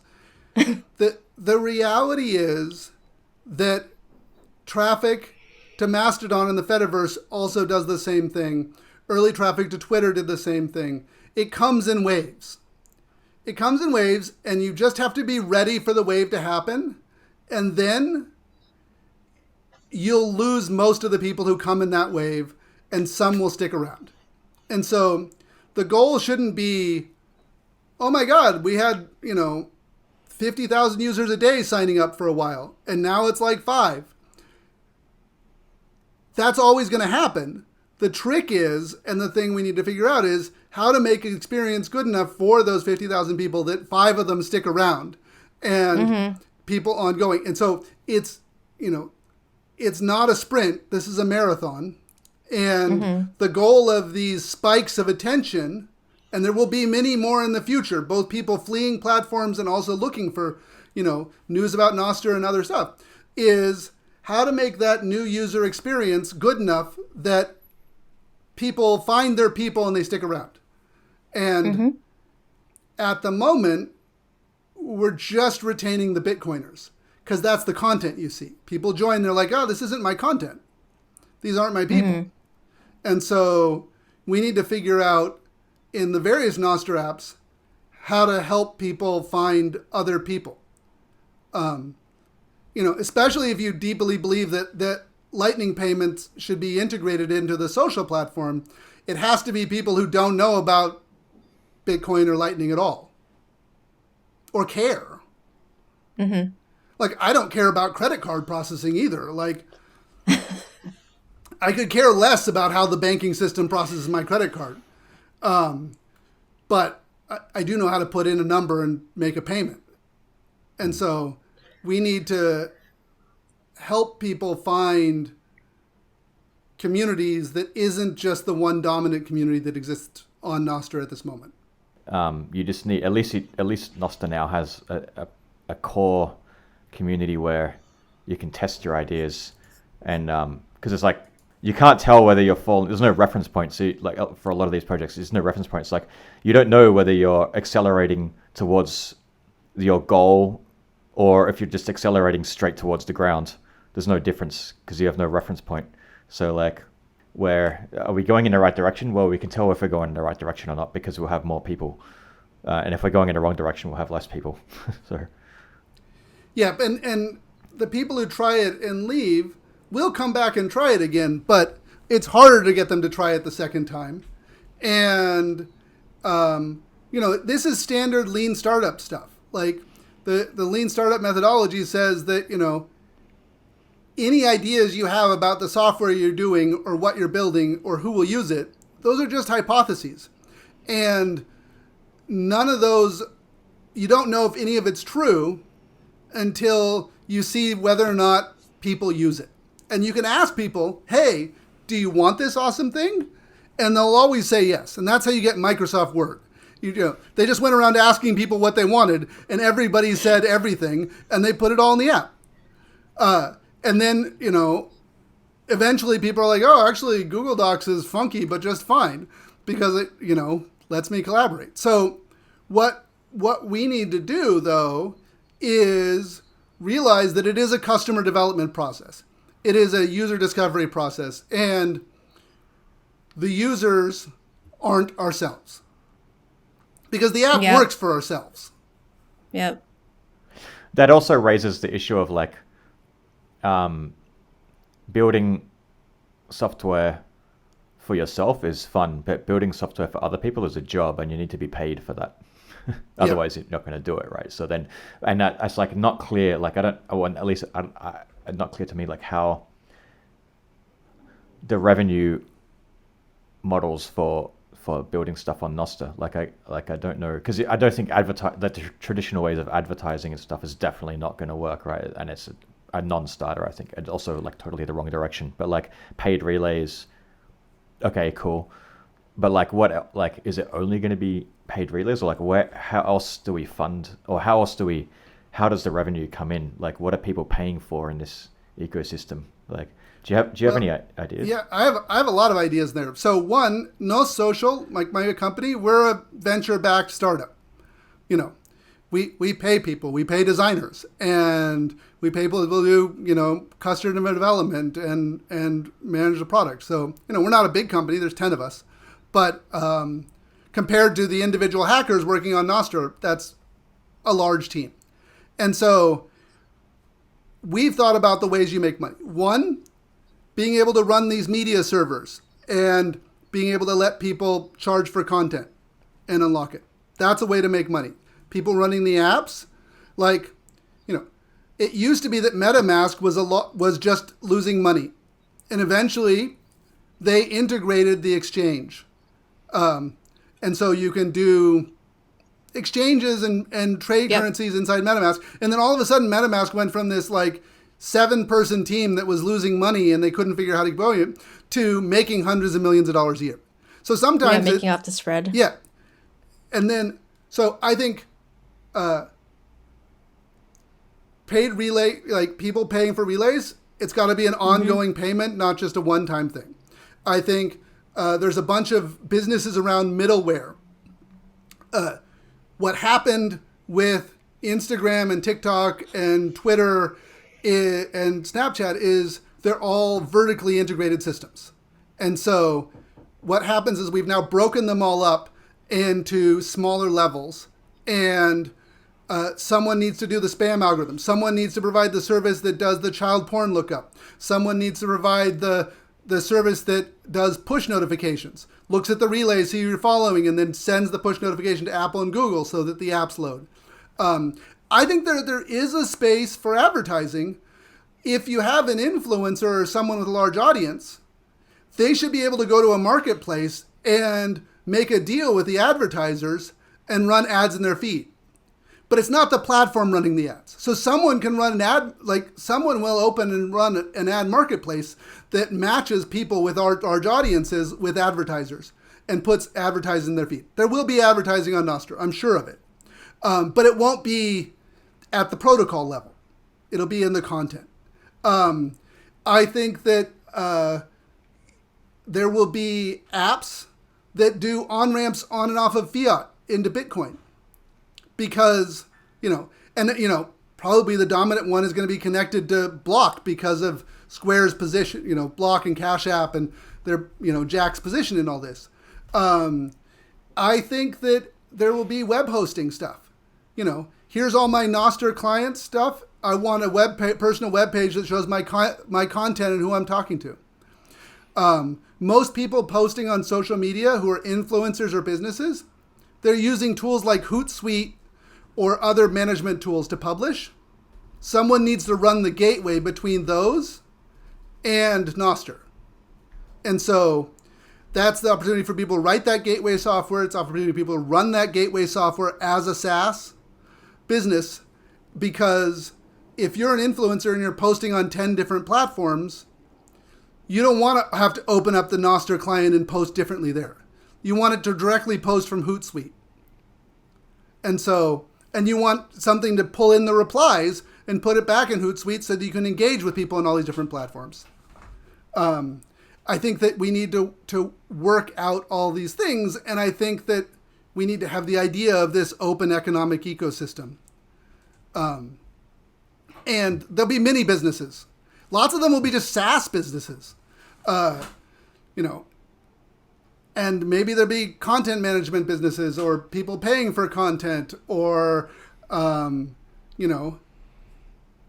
people use Instagram for like local business advertising. And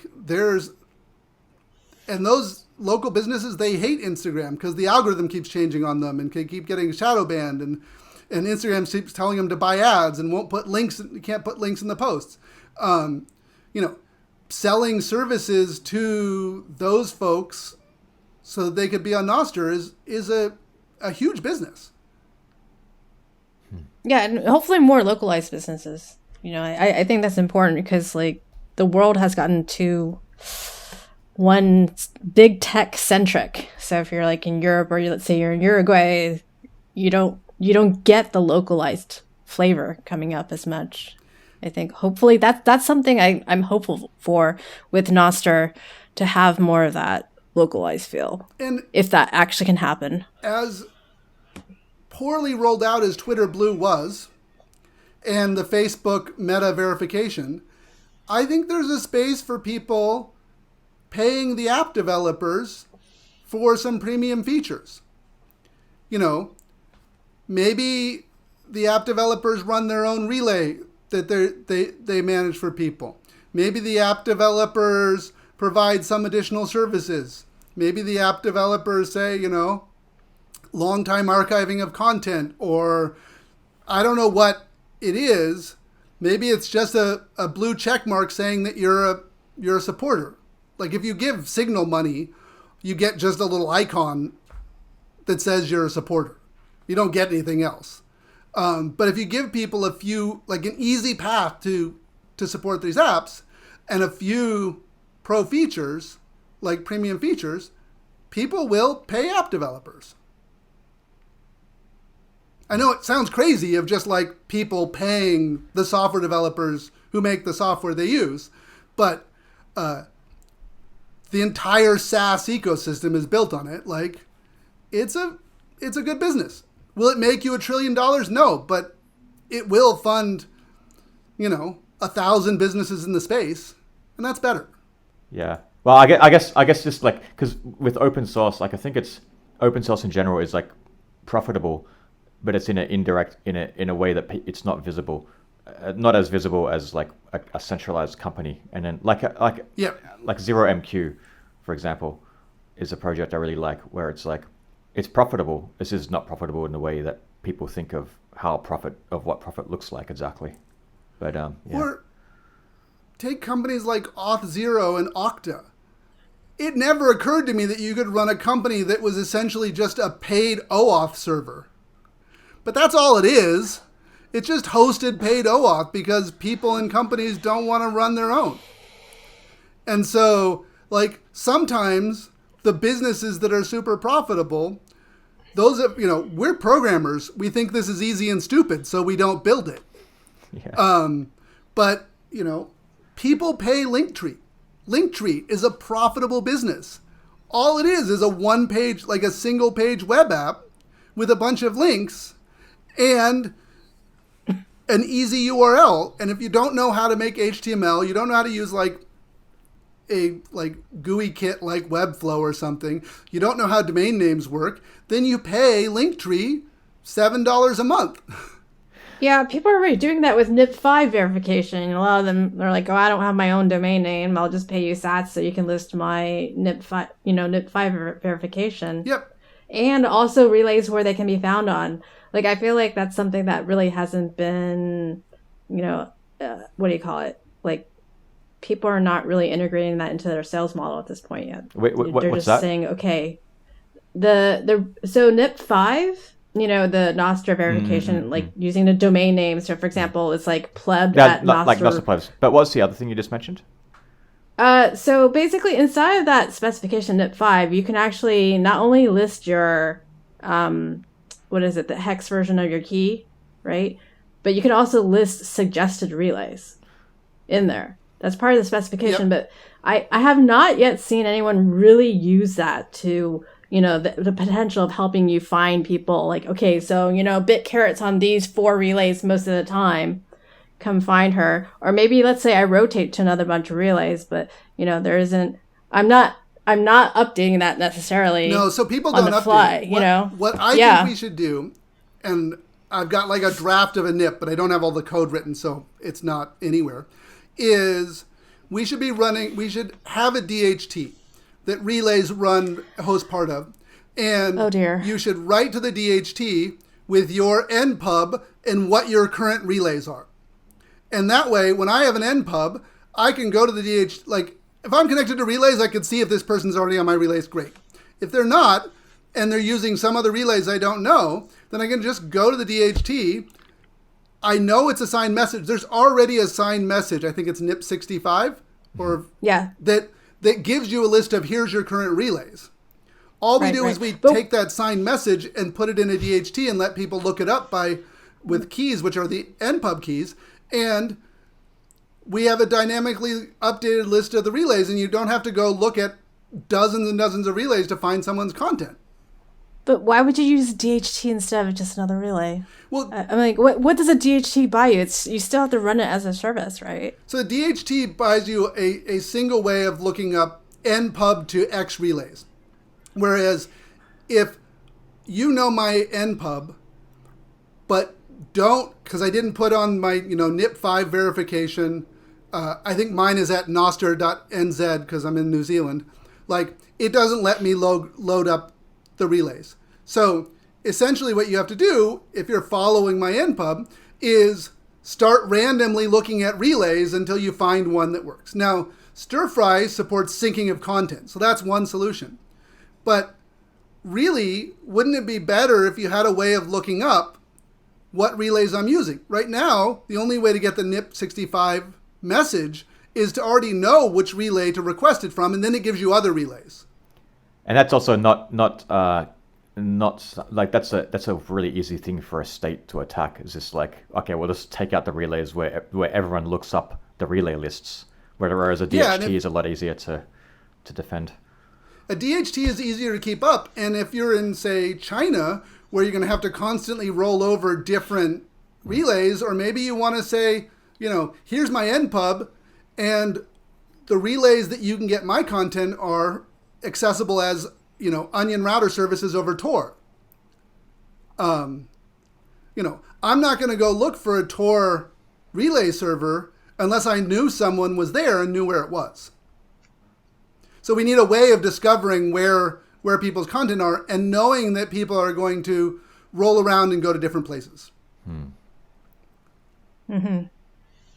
Yeah, which is happening more often, I think. Like, even me, I use 5 different clients just to test them out on a regular basis, and not all of them are the same. Not all of them are the same. I constantly relays. go back and forth between the different ones, trying to figure out, because everybody provides something different. Yep. Yeah, I've mostly been using Iris lately, but it's kind of like remember the web, like, it's just like, okay, I use Chrome this week because it's good, and then they bloat it up with all this garbage, and then I use Firefox, and Firefox fucks itself, and then I go to like, what, yeah, it's just, I can see the same thing with relays, with clients. Yeah. Yeah, and one thing I've thought about running is like, just for myself, a version of Stirfry relay, and then pulling in all the people I follow so that I can so it's fast, because I'm bouncing around between all these relays, and maybe, some of the people are using paid relays. That's great, but there are people I want to follow who aren't.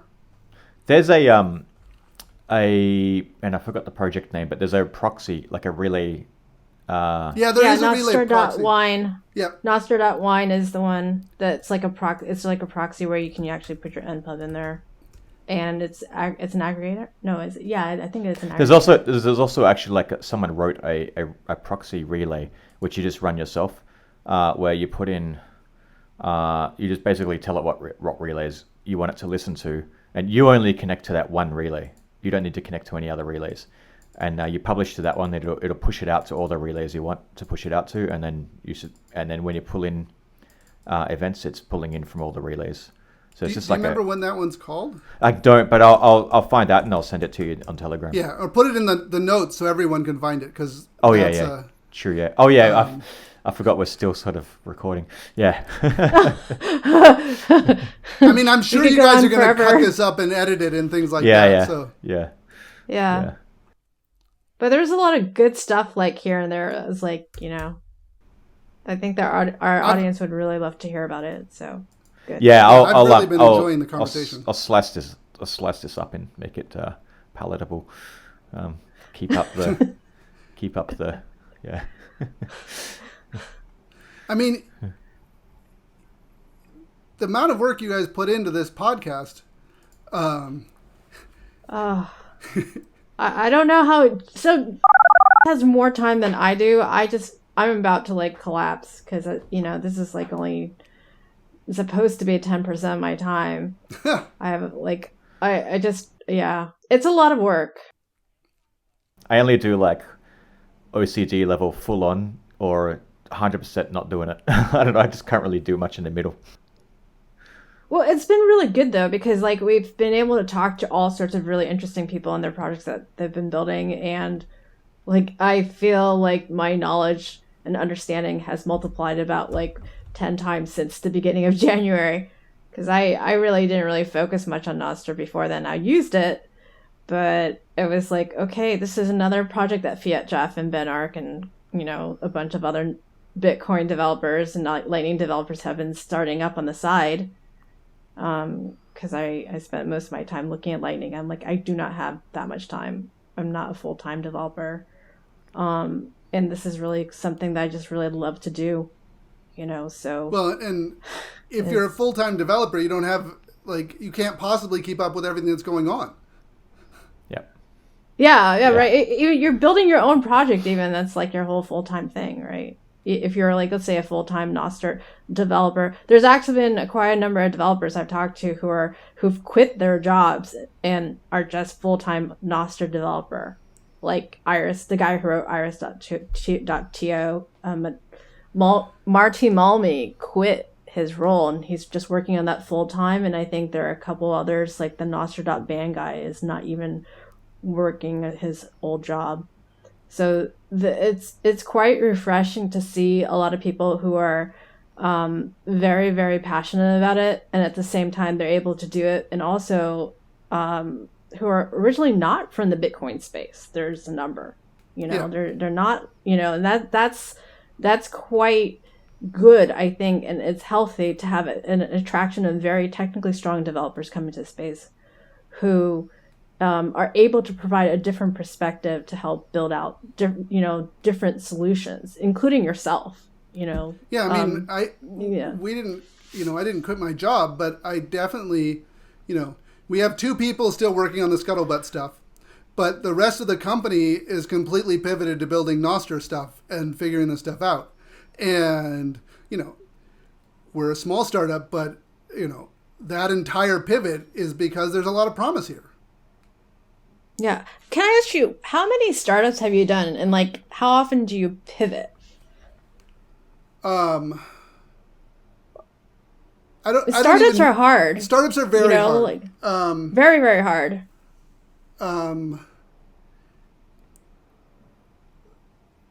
That got funding. Yeah. 4. And then a lot that didn't get funding. A lot of I build the software and either try and bootstrap it or, build it into a business and there's no business there. But I think 4 or 5, proper with funding and multi-year efforts. It's a weird kind of lottery. Yeah. Then you started with Odeo, and that turned into like Twitter. Is that like one of the? Yeah, first no, ones you did? I'm older than that. I dropped out of college in the late 1990s and built a SaaS public calendar company called Meta Events, which I sold to Palm in 2000. And then the dot-com crash happened and there was nothing, so I just traveled around the world, did activist stuff, and ended up being in Buenos Aires when their economy collapsed and things like that. And then in 2004, I moved back to San Francisco, and initially to build a project building Get Out the Vote tools. So it wasn't a company. We were just building Get Out the Vote tools for the 2004 election.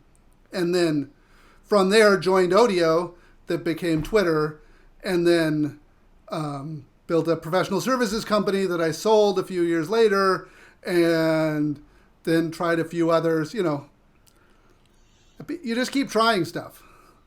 Yeah. How do you feel about the whole like venture capital space from your perspective? A lot of people have asked me this. I have a take. I'm not going to say what it is.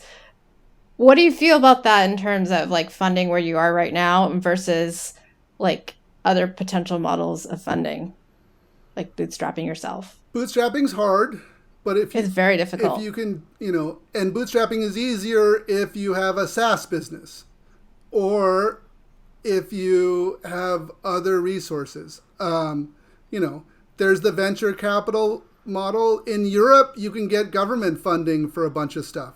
And then, there was the whole ICO craze and a whole bunch of crypto stuff, which is both raised a huge amount of money, but also has a lot of scams in it. And there's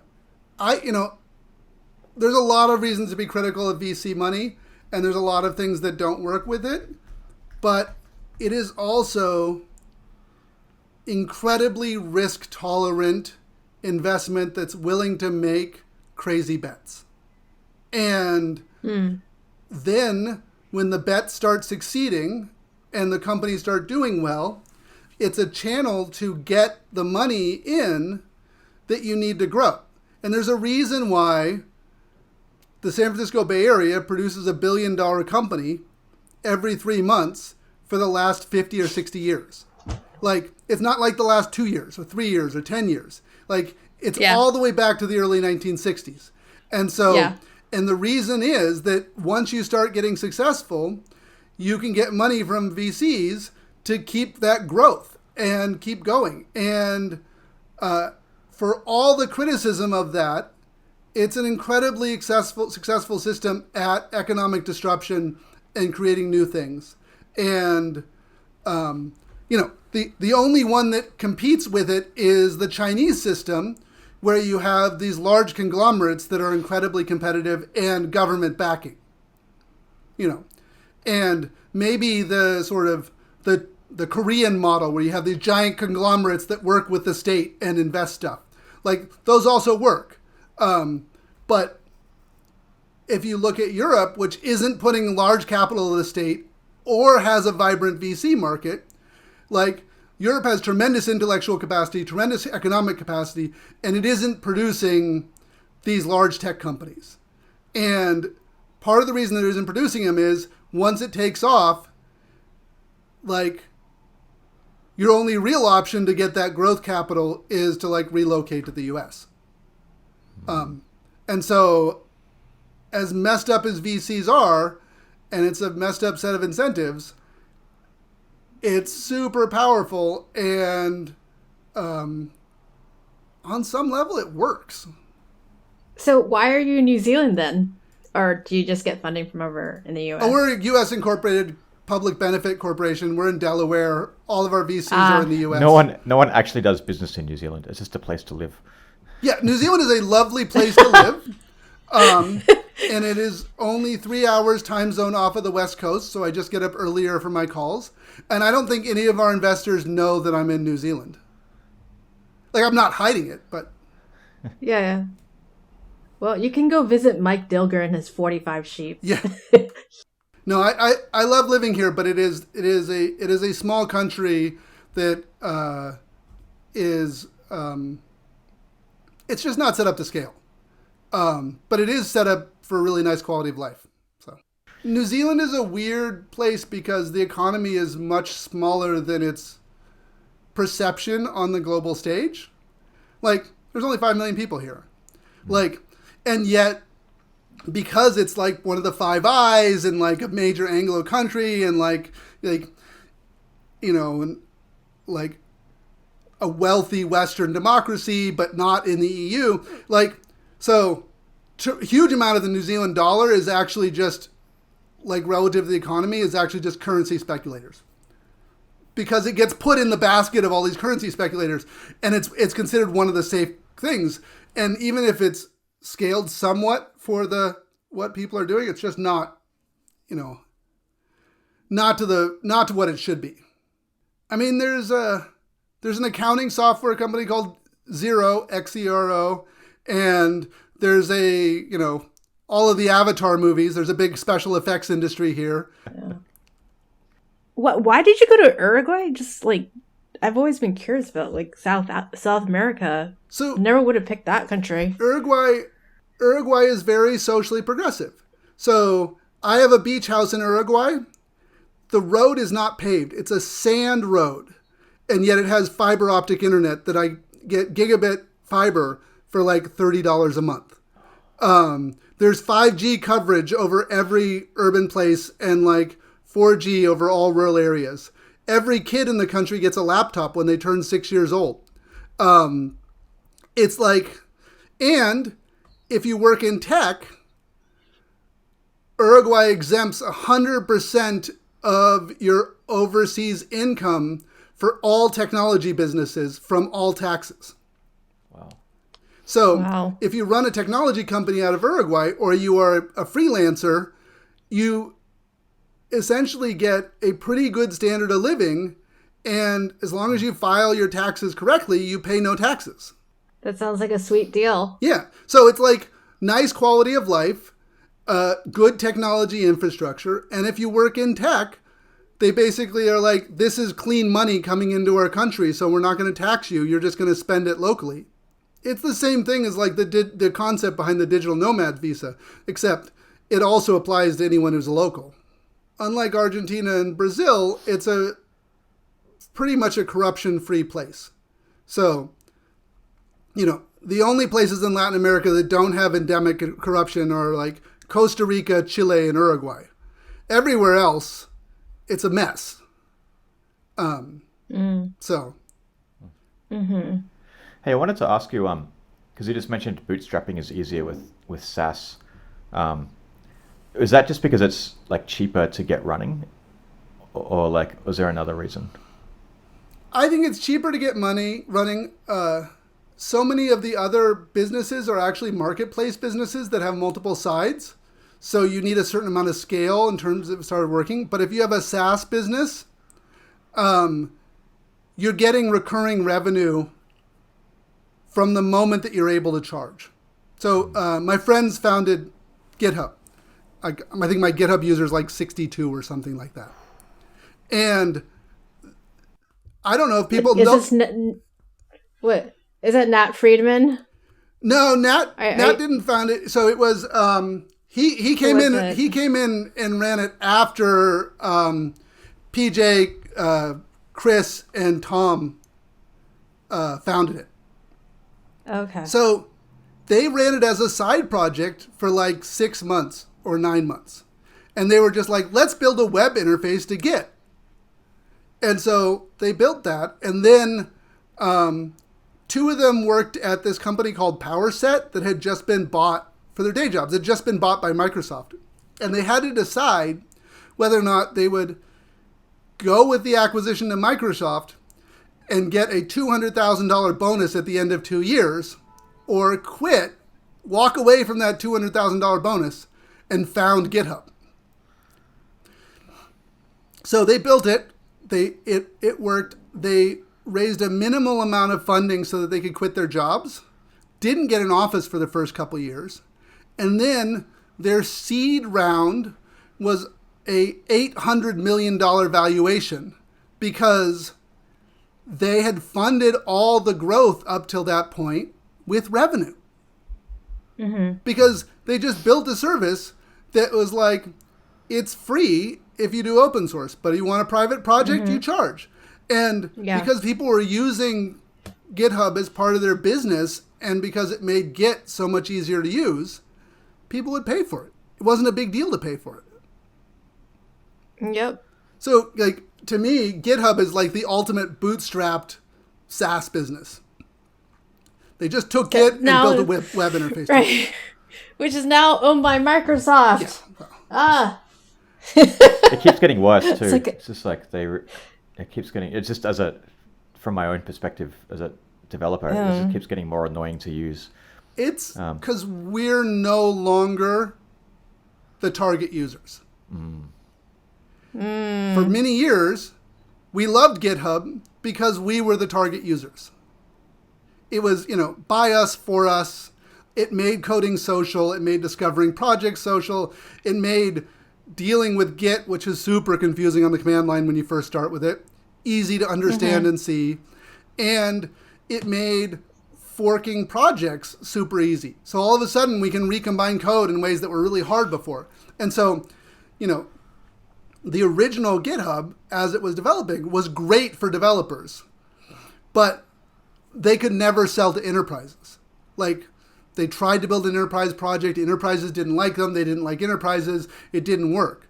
And so the reason they sold to Microsoft is because they realized that they were bored running it, and there was an enormous business on the enterprise side. The same reason people use Jira and Atlassian software. And so they sold it because they're like, I don't want to run a business that serves this enterprise client, but there's a huge amount of value there, and someone should do it. I'm seriously considering building a Nostr interface to Git. So we have a thing in Scuttlebutt called Git SSB that does pull requests and issues and comments and the whole thing, and it's all hosted on Scuttlebutt. Okay, I gotta better look at that. So if you're gonna do Git SSB, like Git Nostr, then like Git SSB, even if you don't want to copy the code, basically is an example of exactly how to do it. Okay. Okay. There you go. Cool. And there is a Git bounty. There is a bounty for Git on Nostr, out there. Yeah, I just I'm really annoyed with the current way of doing things, and I've been looking for another project that I've been working on, but they need like a decentralized GitHub. There's Radicali, which is like a decentralized GitHub that works reasonably well, but is that Radicule RADICLE Yeah. .xyz? Yep, I think so. It's like a Ethereum based or something. I don't know what the underlying thing is. Interestingly enough, one of the creators of that was Florian Weber, who was also on the Twitter founding team. It's like all the same people are coming back to all this stuff. This is crazy. Well, and did you know that Kevin Systrom, who founded Instagram, was our business intern at Twitter when we founded it? Oh my God. Well, I mean, San Francisco is so small. You know how it is. Well, and at the time it was much smaller. Yeah. Because there wasn't the work. The what? The what? There wasn't money, so everyone was just doing it for love. It was the equivalent of a crypto winter, except that it was a VC winter. Right, like what you're saying after the .com crash and then before all the big social media came out. Like between 01 and 08. Yeah, that was like a dead period. It was a total dead period, and it's hard for people who came of age after that to realize how dead it was. Yeah. And how much opportunity that meant. Yeah, that was like when YouTube started getting off the ground too. Yep. Right around what, 04, 05? All of the big web 2.0 companies come from that era. Yeah, and then like once like the iPhone came out in 07, that was just like gateway opening, and more things came out. And then there was a couple times. years where you couldn't make iPhone apps without jailbreaking them, and all the iPhone app stores were illegal underground app stores that you had to jailbreak your phone to use. Yeah. Yeah, GeoHot. That kid has gone places. George Yep. Hotz. That I have to say something about him. He has his head on his shoulders, right? With in terms of looking at something and saying, I don't need to raise $900 million. I can do this with a couple million, and it works. I gotta admire that. Oh, speaking of stupid raises, did you guys see the thing about Towns.com? No, what was that? So Towns is this startup. They raised $25 million for their seed round from Andreessen Horowitz again. Oh, God. All it is, the only thing it is it's a Matrix server and a Matrix client where you use your Ethereum wallet and Wallet Connect instead of a username and password. And a smart contract in NFTs to track membership in the Matrix server. But here's the deal. The Matrix server is still just running Postgres under the hood.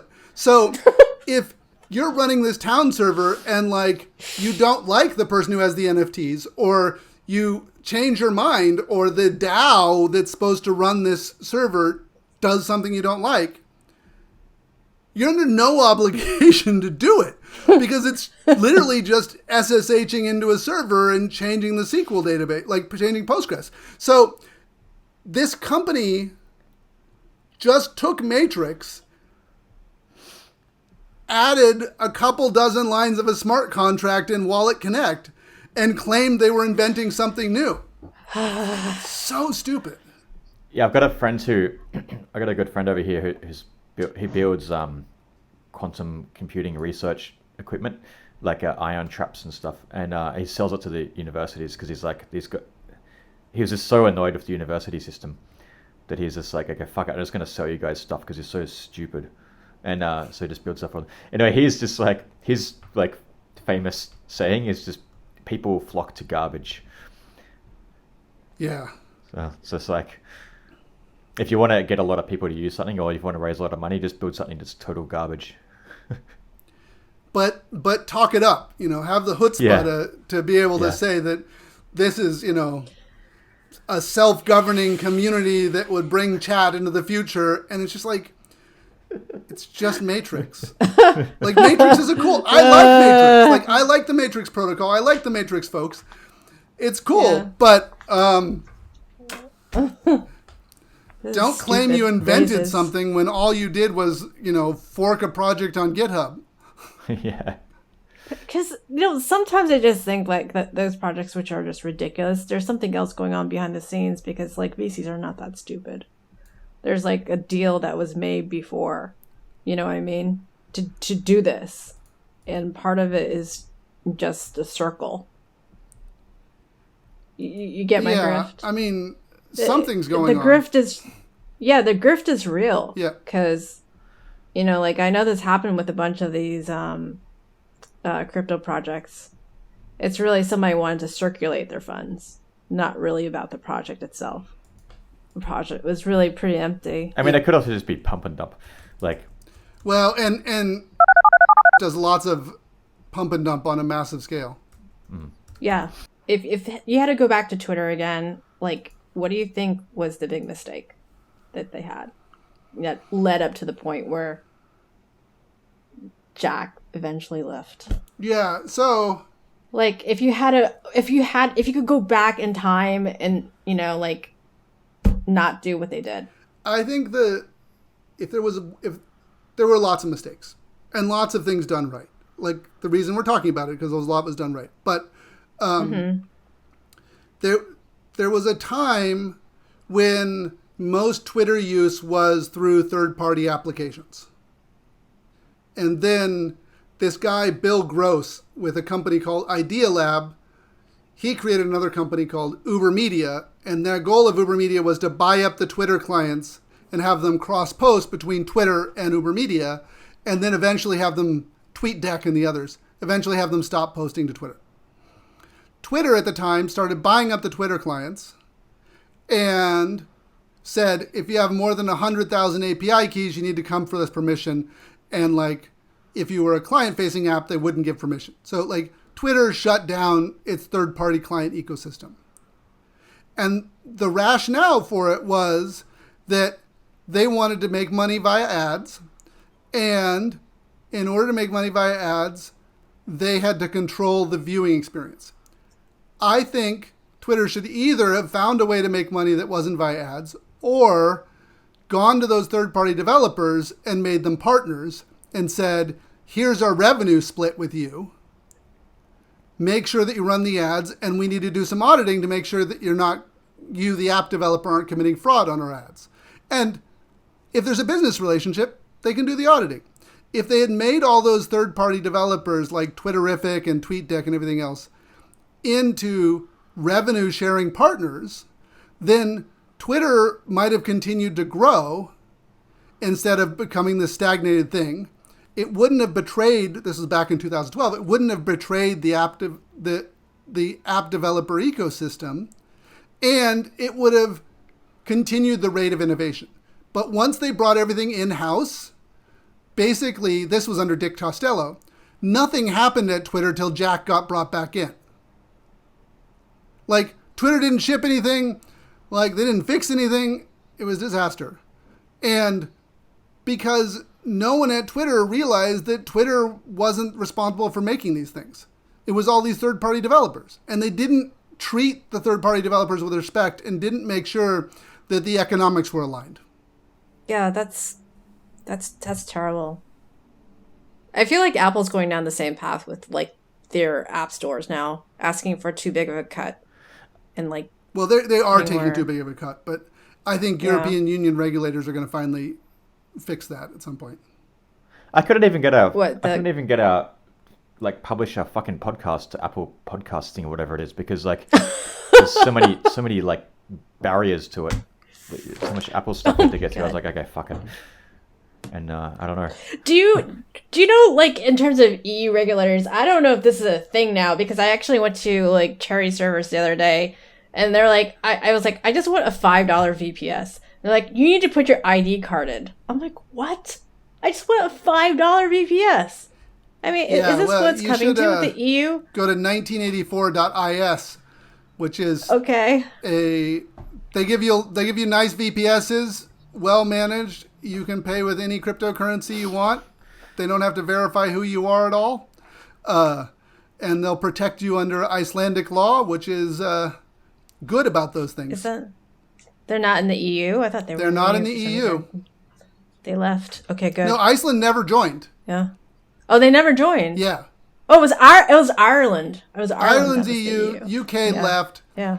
Iceland has an agreement that lets people move back and forth, but they're not an EU country. They're entirely independent and sovereign. Yeah, you know, the EU's gotten a little crazy. Even like if you're going to ship goods by FedEx now to the EU starting March 1st, you actually have to add like the recipient. There's like a long 10-digit number that identifies the recipient if it's a commercial company. Yeah. And then it's gotten so egregious, the amount of paperwork you have to do to ship to the EU. You have to specify all these little nitpicky things and identify every single package, every single item in the package. It's nuts. I mean, just kind of why? Because Europeans love being governed. Yeah, I mean, EU is a technocratic regime, which some of it works well, and some of it's a pain in the ass. Hey, this has been amazing. But it's gone on longer than I was expecting, and I have to drop off. We've got it for ages. This is the longest one I've ever done. Yeah. Sorry, but thank you so much, Rebel. It was really great to have you on. Really appreciate it. It was so great to be on, and I look forward to hearing it and hearing you guys at it. And you should really come to Costa Rica. Head over to nostrovia.org to see how to follow us on all the major social credit platforms.